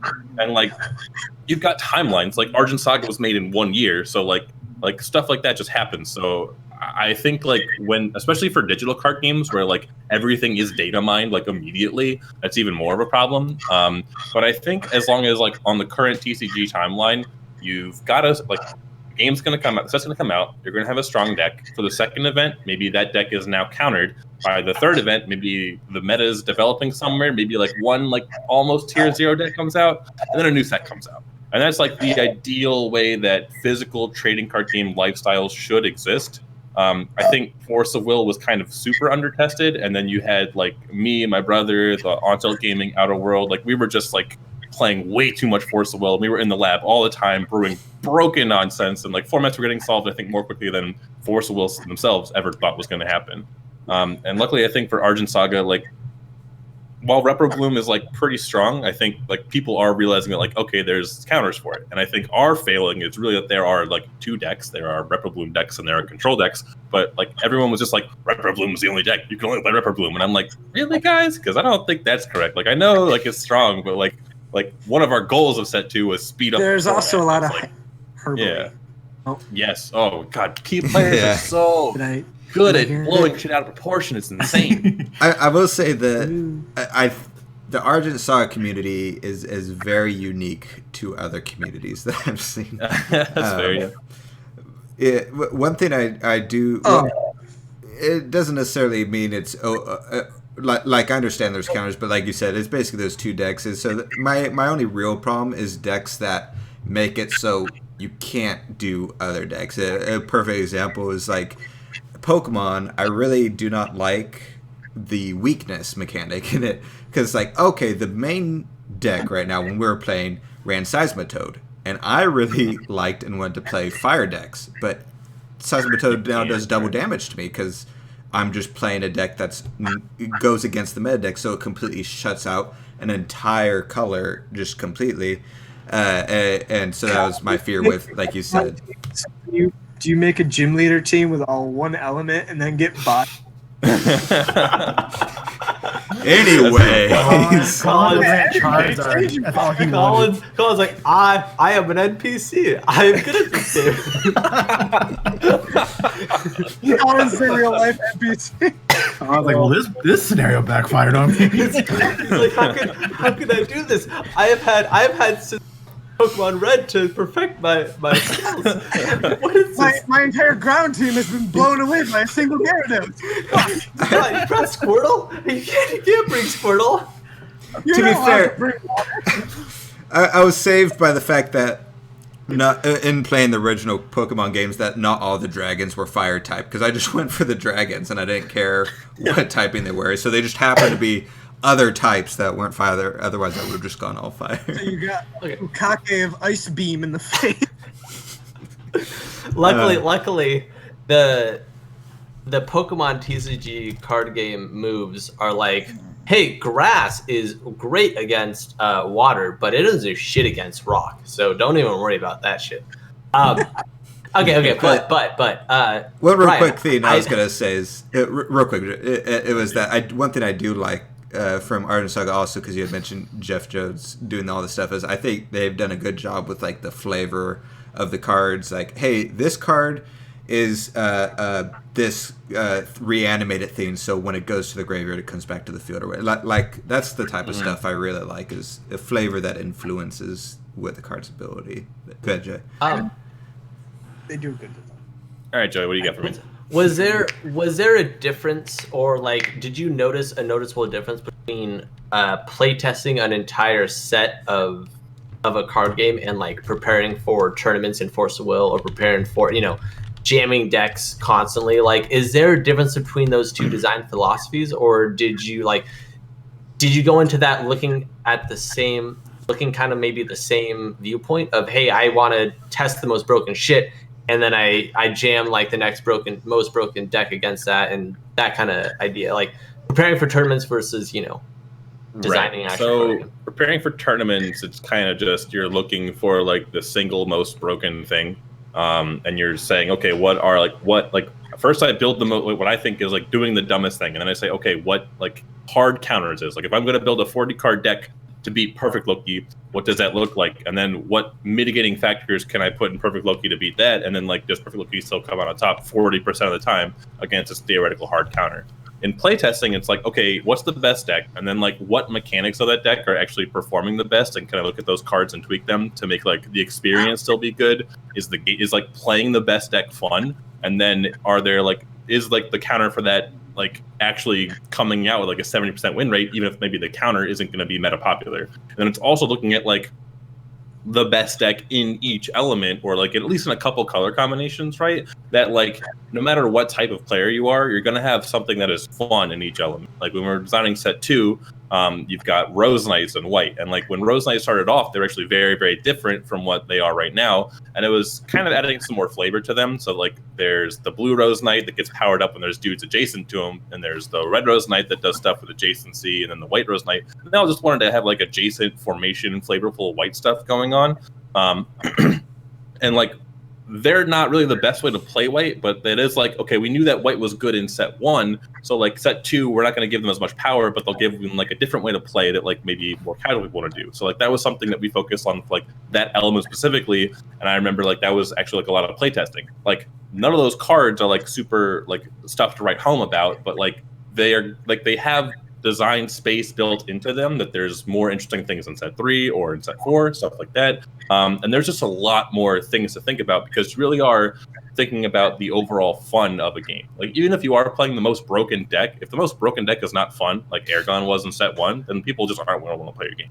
So like even if you do have like competitive outliers that are just too strong, and maybe you didn't do your job design wise, as long as the 2 strong decks are still enjoyable to play, like that's fun. And that's just not a concern when you're playing, competitively. Like Tree 2 was never a deck I ever wanted to play, but like you would play it in a tournament because it would win things. Oscar loved Tree 2.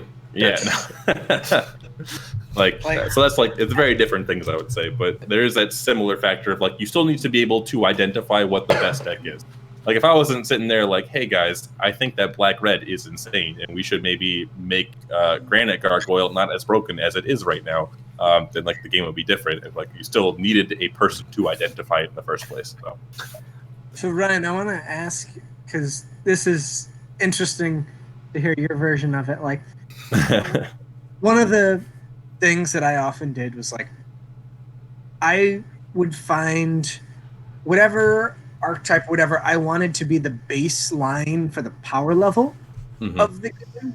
And then, like, I would use that one, like, you tried to kind of blend it into the set a little bit, but, like, that one kind of design this is where this is average.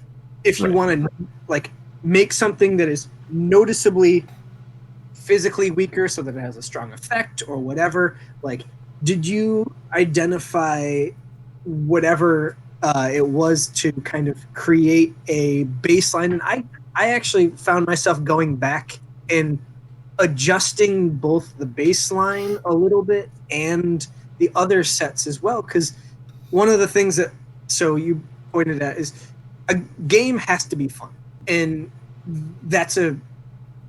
it can be fun in more than just gameplay. Like, one of the things that I at least thought a little bit about was the tactileness of it. Like, some people really like shuffling their cards, and so I tried to implement that as something. Really? Like, just some people like it. Yeah, no, that's true. The act of drawing cards is like it. If I play like a random Lord of the Rings game or something that I have no idea how to play, as long as I have a card that says like draw 3, I'm fucking happy. Because drawing cards is cool. Is shuffling cards cool? No, that's how Oscar is. That's 100% true. You're shuffling cards. Yeah. So that's absolutely true. I think in set 1 we kind of established that like Dragonholt, like red was going to be our average power level. We were very wrong. Red was like super weak. So like in set 2. We like competitively, I figured like Ergon or maybe Jamail would be like our competitive like average to above average, and then we kind of build above or around that based on like where we thought things would interact. I think we kind of actually nailed it a little bit closer in set 2. But one of the things that we like actually like focused on that you wouldn't expect is like we knew that game time was going to be maybe problematic because of the life total in Argent Saga is tower focused. Just the incentive to attack isn't always there in like certain matchups. So we're like, okay, we just actually need to get people to play more things, right? So when we were developing set 2, we actually took out a lot of like search your deck mechanics, just because the act of searching your deck, shuffling, present takes like 30 seconds. You do that like 10 or 11 times like between the two players, like that's just eating up the clock like ridiculously. So it's like not something you think about, but like when we're timing games and we're like watching our playtesters like go through it, it's like this card says like search your deck for a Rose Knight and put it in your hand. Like you can't have it do that because it's gonna be a 3 of in every Rose Knight deck. Like it's taking way too much time. So a lot of like the Aragon stuff was like you're just milling stuff off the top. You're not searching your deck for anything. I think we actually only had one card that like searches, and it was the green one. But like that was like a mechanic that we almost cut simply because we knew that we weren't going to solve the aggro game time issues in a single set, but we could at least like kind of mitigate that. So like for that example, it's so like it's fun. Now I can talk to you about game design stuff too. There's so many different things than just what the card effects are that go in proper game design. And thinking about that kind of stuff, game time, like even just location, like where the cards are set up, the amount of stuff you have. One of my like a field presence at a con. Like if your game looks like there's a shit ton going on, then someone walking by Gen Con is going to come look at it and be like, "Wow, I'm interested in this game, and now I want to tell my friends about it." Like that's like a major concept of like developing a game from the ground up. Yes, and I mean that you have like even life totals or how resources are distributed, or even how you lay out where things go. That like, is this a clusterfuck where you just lose stuff, or is there kind of specific areas? Magic. I mean, modern force. Oh God. Yeah. Like not to go too off tangent, but like when I look at a board state on like turn 3 or 4 of Modern Force, it's just like holy shit. There's so much stuff in play, and there's so many zones. And I made a joke when they announced the Stranger deck, and I was like, "Did anyone ask for more zones? Was this something Jimmy? Was it you again? God damn it!" Okay. A quick question: do you guys ever feel like your maybe respective card games, you feel limited by the overall structure in them. Like, for example, structure. life total being linked to towers, or the amount of zones. Like, I that wouldn't kind of stuff. say restricted. Like, I, as like a tangent, right? I don't like Skyrim. I don't like Breath of the Wild. I don't like open world games because there is just so much shit to do that I don't know what to do. So when I'm designing and Argent Saga says, hey, here are 5 towers, you get 5 domes, I'm not like, man, now I'm restricted in my creativity. I'm like, cool, now I have the parameters of the puzzle that I need to solve. Like when I play Force of Will, I have 1,000 cards, and now I have a puzzle to find the best deck. That's just how I operate, and I think like I'm very good in that space. So for me personally, designing like that is just like good. But yeah, Jeff, go ahead. But you're okay. Sorry. This is a teaching point as well, like in general, not just card games, but as a whole. Like, so if a teacher gives you an assignment, let's say write me an essay, and that's all I tell you. Oh God. The fuck on what? How long? What topic? And so there's a really strong argument in anything you do that restriction breeds creativity, and so by giving yourself limiting factors, you actually force yourself into more creative pockets than if you just are able to do anything. And so for those that don't know, I was a special ed teacher for a little while. And one of the things, like, we would have kids that giving them too much flexibility is actually detrimental, in that you need to limit the space in which they're thinking so that they can then blossom inside of that space. If you say to Ryan, make a deck, and that's it. What game? What? Bruh. Yeah. There's so much there that's undefined. And so after a point, like Magic has commented that at this point, it's getting kind of hard to name cards because 20,000 cards. I mean, the average American speaks about 5,000 different words, so they're 4 times past that already. They're starting to stretch a little bit. Force of Will literally renamed the same card a couple times, the same exact name, because of mistranslation. That I think naming conventions actually become harder than the design space, because design space is one thing I will give Force, even to this day. Even if I don't like the designs, I think they've now figured out that if they streamline it like this, what original ideas they have, they can stretch out longer. All the rulers we can guess in this cluster are going to have that design that I'm talking about. You play the Regalia, you do things. You get the stranger. That gives you something to design around, which then gives you like that creativity to mess with. So they already know one of the effects is going to be Judgment for free. One of them is going to be get a stranger. One of them is probably going to be draw a card. So now they've already set themselves. So I only have to come up with one new idea. But that doesn't restrict the ruler's design because it still has all these draw effects. And so they are somewhat interchangeable. I know modern Force rulers can't be switched, which kind of, to me, defeats the purpose of a really interesting design area.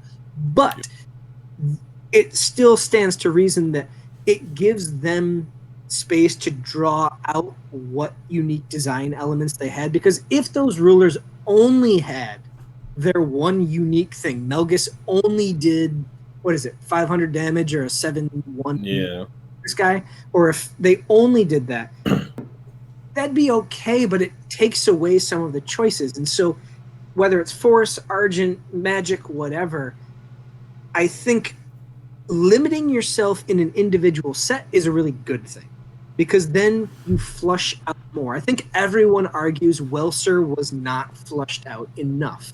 People thought he could have. I mean, I literally in my game made a Magic crest that says other Magic crest tap for the color of the crest. Just to make Welser like kind of fair. And so, not pandas. Pandas too. Don't say that word in this chat. You're gonna get. Pandas are I made the fucking Gollum card that gave them all shitty mobilize. So like there was so much more design that could be used. No, definitely. Are we lagging? You're you are a yeah. little bit. Yeah.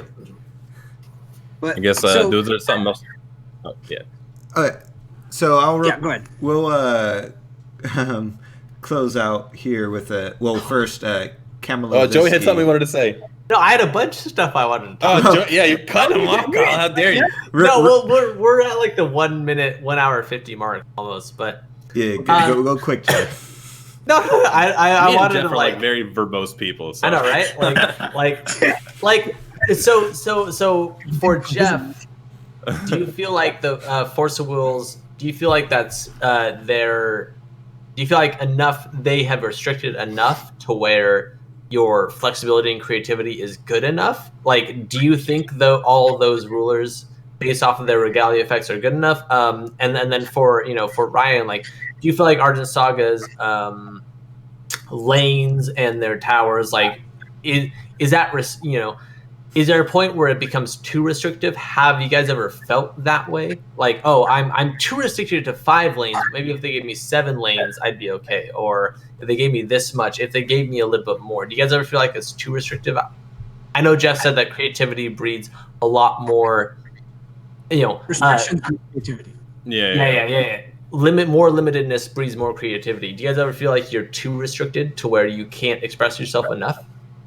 I think you flesh out a design eventually where there's not too many interesting things you can do, because Ryan knows this too, but like, you have to ask yourself, can I do it and should I do it are 2 very different questions. And that was like my textbook question to Jeff Jones. I'm like, I understand that you could do this, but did you? Why? That man had some Yu-Gi-Oh design philosophies, all right? You can just tell reading the Argent cards. Oh, yeah. But that the idea of should always be asked. Mm-hmm. Like, if there's an interesting design space, I know when I was making my game, I asked Stephanie, I asked Torsten, like, I asked a lot of the Force of Will judges, like, how would this work? And they're like, it doesn't work in Force of Will. I'm like, all right, then I'll just make it work in my game. Like, what rules do I need to change, or how do I bend it to make it work how I want it to? And so you always want to think about, like, what would make an enjoyable game, and ask yourself, like, I think a lot of card game players aren't self-reflective enough to truly understand what it is about a game that they're enjoying so much. And that's okay. I mean, if you turn your brain off and just do it to relax, totally fine. But for those of us that have done it as a business, you really do need to understand it a little bit more.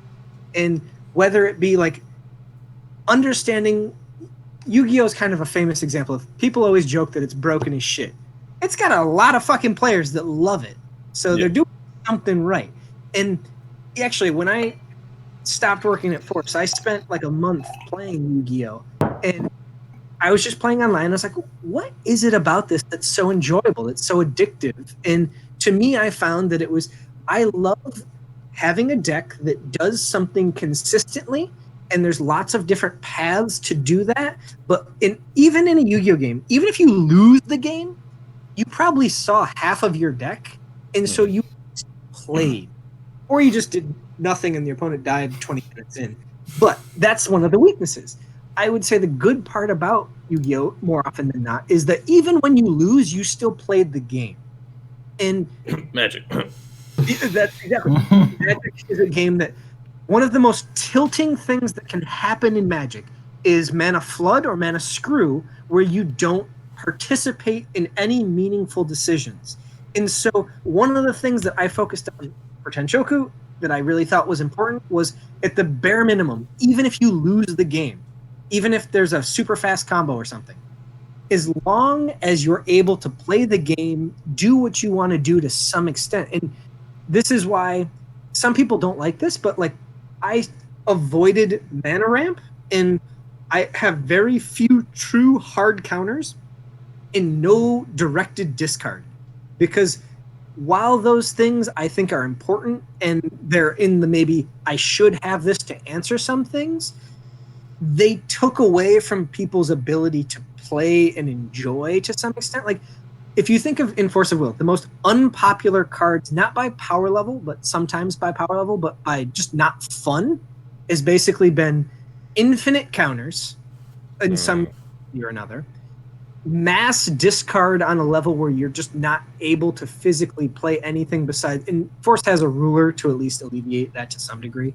but mass discard, and then stone destruction or removal. Those are kind of I personally love all of them. In Magic, I play Stasis, Mono White Armageddon stacks, and like in Trinisphere brown stacks. And so like I love all of those things that are not fun to do. But as a game designer, and I found like I often try to play a game and make a game in the most enjoyable way possible, and then you can add in little tidbits of broken shit later on. Maybe I think like the TLDR of that is basically that like a game needs to be fun for both players.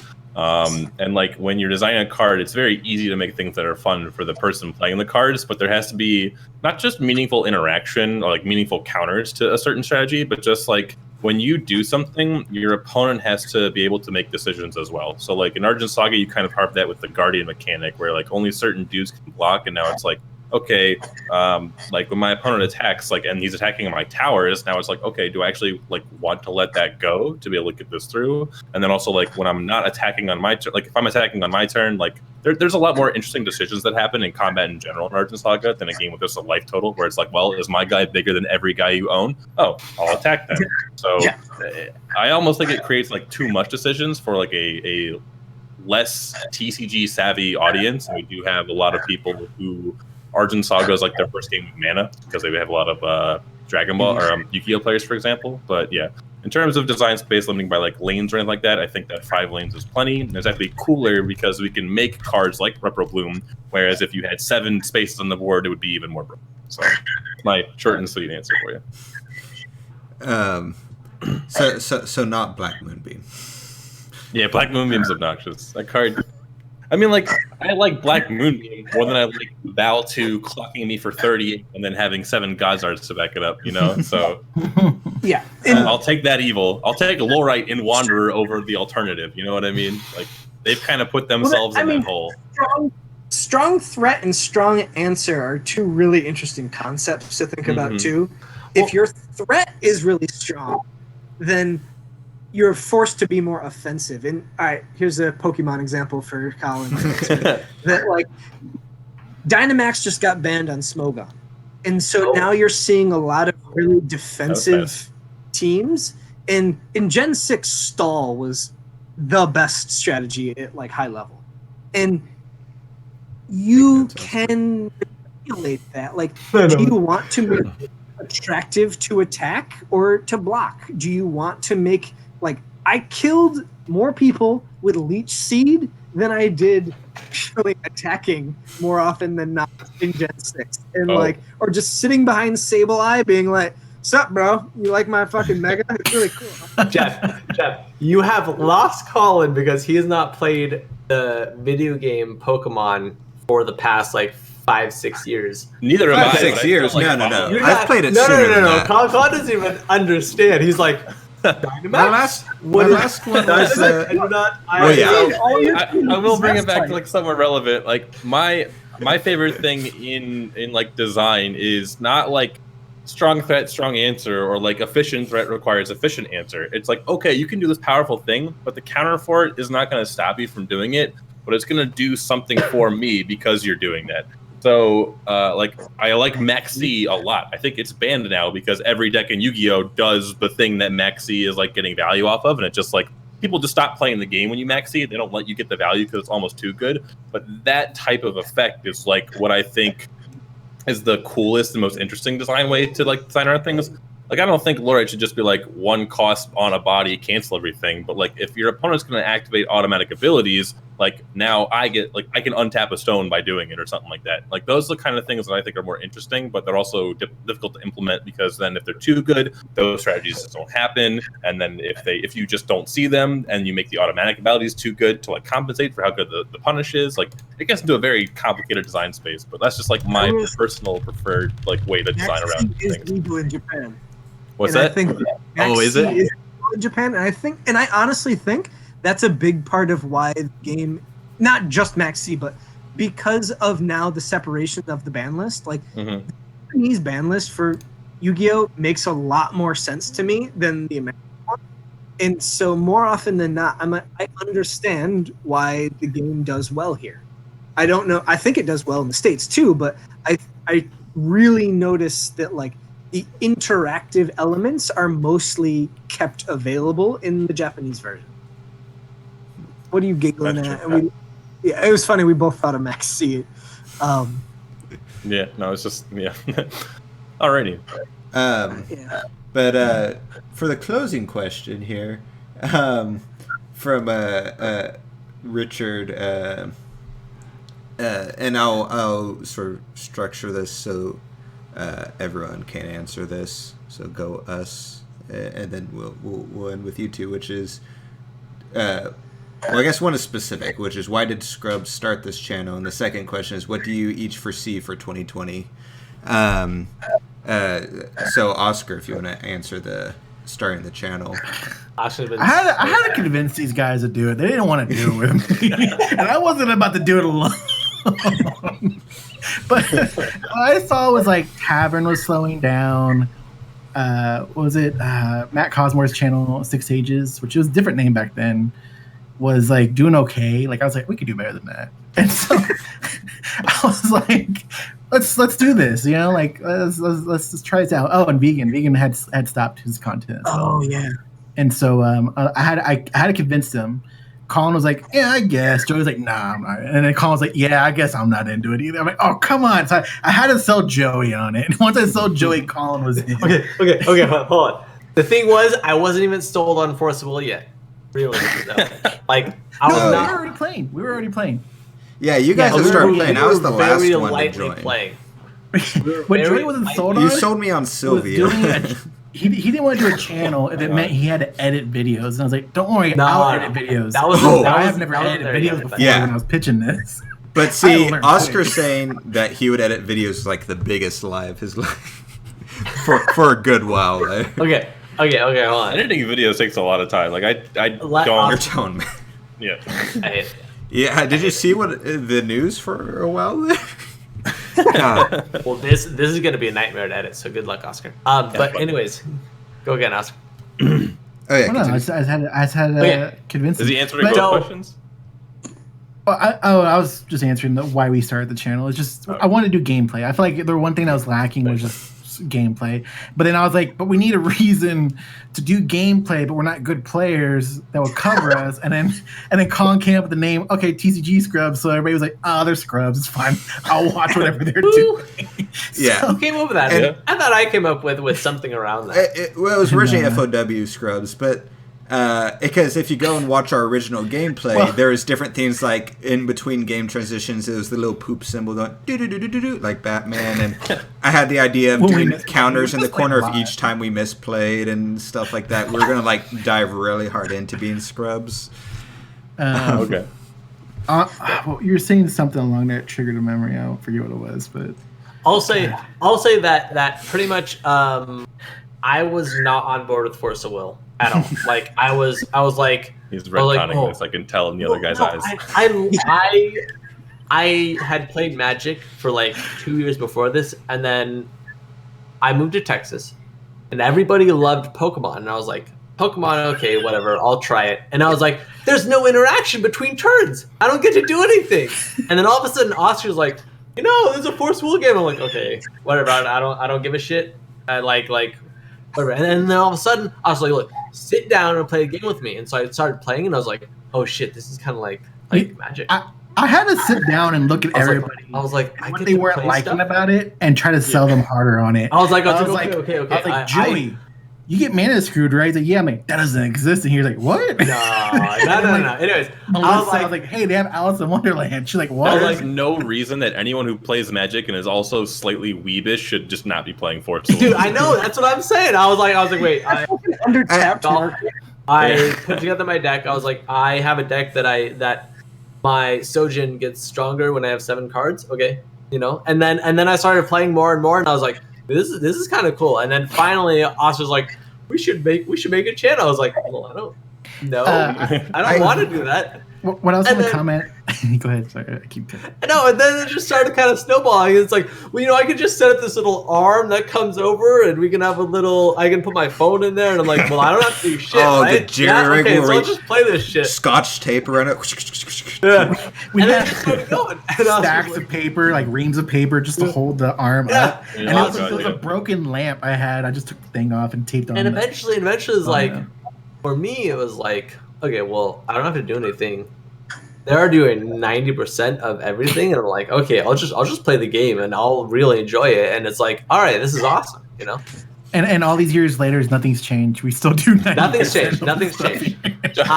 I'm like, hey, do you guys want me to make a deck on Lackey and play versus you? Yeah, fuck yeah, that's awesome. Right, I guess. easy. Sign me up for that. Yeah. The original name was FOW Scrubs, but like the whole game's dying meme has been around since back then. But I was like, I don't know how serious that is. Why don't we just use No. I said TCGScrubs. I'm pretty sure I contributed at that point. That one was me. That was me. Colin's like, nah, bro. I don't know about that one. Yeah, so that was basically it. That was it. We wanted to do content for it and saw that some of the other content creators were scaling back for the most part outside of like the main ones like DMO73 and stuff. And so we're like, oh, we can do something there. The gameplay died down, I think, and I enjoyed editing, so I enjoyed doing that. And where it picked up for me a lot was when I was like, oh, what was going on during those live streams Jordan's doing? And everyone's like, oh. I was like, oh, I'll just recap that. And so I really enjoyed doing the news for that for a while, even though like 20% of it actually panned out of what he said, but it was still fun to report on. It was fun. But yeah, and as far as where we see going in 2020, I don't know if he means like channel or the game or what, but I'm curious to see where A Force of Will goes. I'm mostly just looking forward to the Ghost in the Shell set. In general stuff, I'm looking forward to alternate souls more than anything really, as you guys might have been able to tell. And I'm gonna be playing Argent Saga more just because that has a locals and Force of Will doesn't anymore.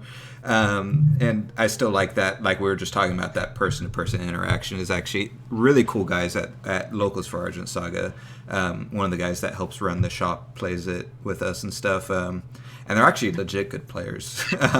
Yeah, that shop is full of like people who just go to all the Texas regionals. Which shop is it? Mothership in Mothership. Austin. Yeah. In Austin, okay. Yeah. If I forget the names, but if I said some of the names, if you guys play Argent Saga, you probably Jacob Sconsi and Princess are the two best players. Princess. I know Princess. Yeah. There's one other I'm forgetting, but there's that. And so those are the main things. I'm looking forward to Runeterra as far as card games go.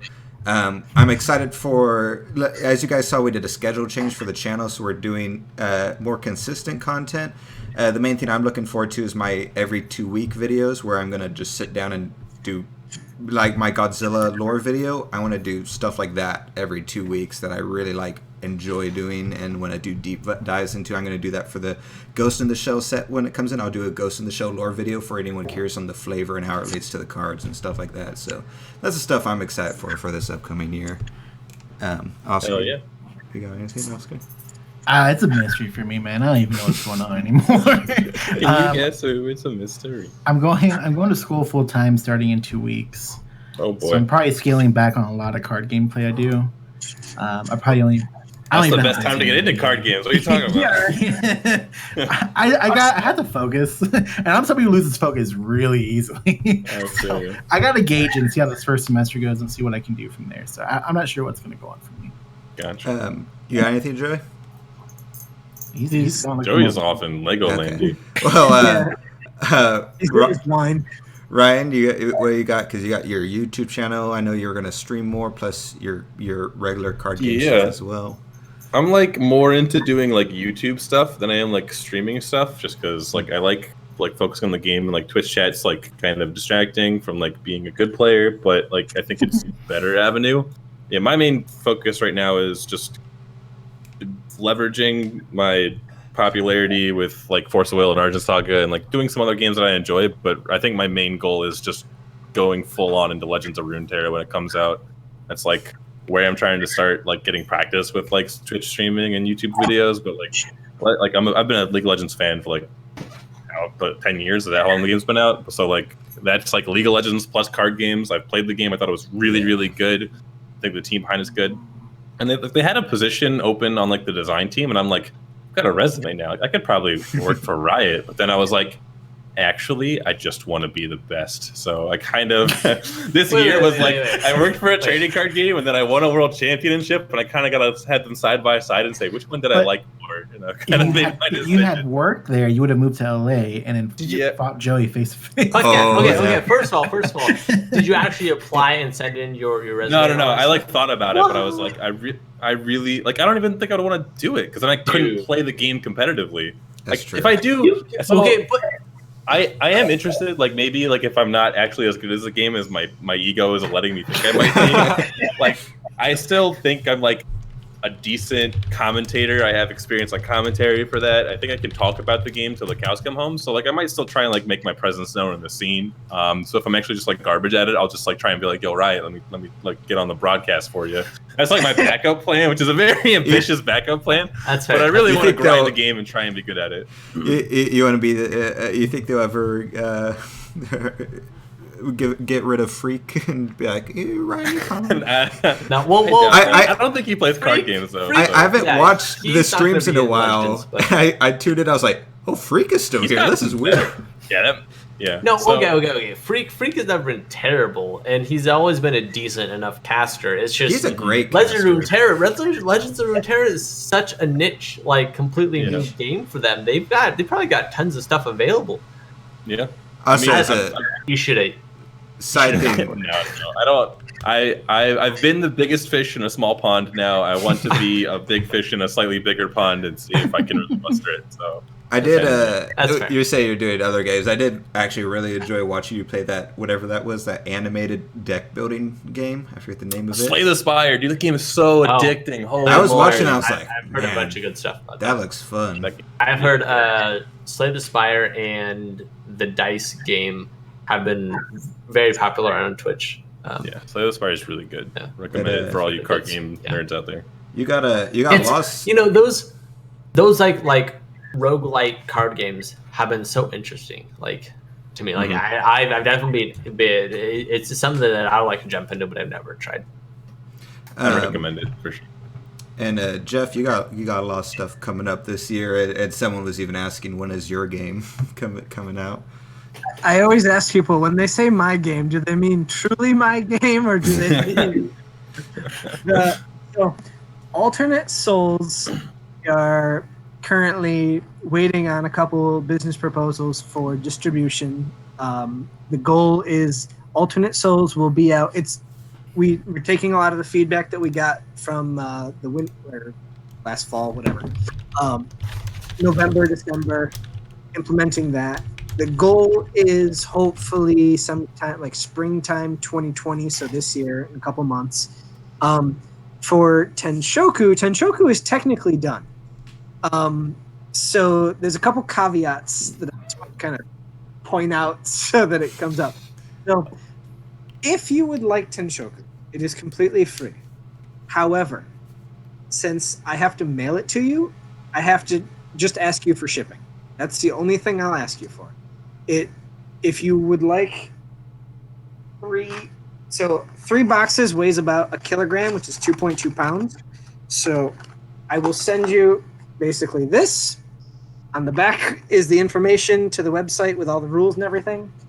This contains a playset of every card plus 9 extra cards in each set that are what I presumed will be popular cards that you might want more than a playset of if you're making multiple decks. So that is Tenshoku. It is done. I made 500 sets. About half of them are gone. I have one more box, so like 50 is just for me personally for work and school and whatnot. If you would like one, send me a message. After this week, I'm going to start sending them out again. I took a little break.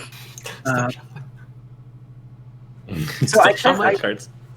So there's 132 cards in one box. The first set I made little. I dropped stuff. I made resources, which are essentially magic stones. There are one of all the basic colors. There are all the dual stones as well. A little shout out that hasn't been recognized is Oscar actually helped me a lot through the design process early on. This process was started before I left Force, but I was just kind of compiling ideas for future Force sets. And as I had talked about previously in a live stream, that originally New Valhalla was going to have 6 sets and it was going to be a very different experience. When that fell through, I waited a little while because I wasn't sure if they were going to use that design or not because I had handed them over already. They eventually said, no, we're not going to. We're going to do our own thing. And so then I started designing. I ended up hiring the Force of Will art director to do the card frame and stuff after Oscar and I probably spent like God knows how many months working on stuff. And we were developing and growing, and I've posted on the Tenshoku website kind of our design process. So it's really interesting if someone's just interested in creating a game, check that out. If you're interested in that, check it out. I've started making a set too, but I don't know if I will do it like to fully produce it just because artwork and stuff So the reason why I can't sell my game is because I borrowed artwork from but even just the printing of it is multiple thousands of dollars, and I took the hit on this first set because I just love it. It's a lot of fun. If I could find artists that I think match the design and everything, and I really get passionate about it, I'd consider another set. But for the time being, it's just a kind of fantasy. Outside of that, for 2020, honest to God, my goal is to get more publications for university stuff done so that I can continue to work at my university and enjoy that. And honestly, I feel a little bit bad. I haven't really enjoyed playing Force that much lately, but I've had a ton of fun playing against Force with my own game. And so I say that like because I love the decision trees, and obviously it's bias, but like the decision trees I think are super fun. I love the artwork that I ended up picking, and they're on the same power level. I had originally made Tenshoku to be a little bit stronger than Force was, but as of current Force, they're actually on the same level. So, and I've played. My buddies will play like Ayu, and I've made it so that the language kind of crosses games fairly well, so that there are still additions. They have different archetypes inside of that, so that some things don't necessarily work, others do. Excuse me. But games and stuff, I'm hoping, honest to God, that I'll get to go to Gamma this year. Ryan, I don't know. Are you going to Gamma this year? I don't think so. Okay. Like, I don't think I'll be going as part of Argent Saga, but I know I'm going to the other expo that's like happening in Vegas where the Force World tournament's happening. And I'm probably playing Force World. Yeah. Like, so if anything, I would just say that, and I'm going away from what 2020 is going to be, but just in general, like, hopefully this is a year for all of us that like just in general, games can be an enjoyable part. Whatever kind of game, like, there's no benefit. We're at a point in the world where there's no fucking benefit to, fuck you, your game's trash, I hope it dies, you should play this game. No. Just enjoy. Even if I am negative sometimes about the design of Modern Force, it's not because I dislike it, it's because I know there's potential for it to be so much more, and I want it to be that. I want it to fulfill the high expectations I have for it. Argent Saga, I hope, continues to do well. I think that embodies a lot of the ideas that Force kind of started, what is it, 7-8 years ago now? Oh, wow. Years ago. Yeah. Like, I think Argent has a lot going for it. I think that, you know what, Dragon Ball Super is still around. Yu-Gi-Oh! Just changed their master rules back to something that's a little bit more fun. Magic is trying to pull a stick out of their ass. Like, everybody's trying to do something right. And so I just hope that people can find a place for it. Enjoy what you like. Spend time with your friends. Get the fuck outside. Go do something with real people and just enjoy that. I think that's the most important thing for 2020. So, with that... I like Colin's little... Yeah, he started sharing the chat. Yeah. I don't know why it switched that. I was like, I hope it... Does that mean something went wrong? No, he's still here, but You're probably interesting. fine. It's at a limit. Like, you've been on for 2 hours. Bedtime for me, boys. Yeah, we'll we're wrap about it up there, but... It's like, yo, bro. Alrighty. Thanks for joining us, Ryan and Jeff. And thanks to everyone for being with us through. Yeah, you cut out. Cut out for a second, yeah, and then he came back. It was kind of weird. All right, I don't guess. See, I'm about an entire bottle down with the cork jammed down because I could never find my thing. I've lived that life before. Yeah, that's what I had to do in order to get it. Yeah. All right, Thank you guys for joining us, and we'll see everybody next time. Yep. Sounds good. Till next year, or till 100 podcasts from now. You never know. Oh yeah, hopefully. Yeah. Till 150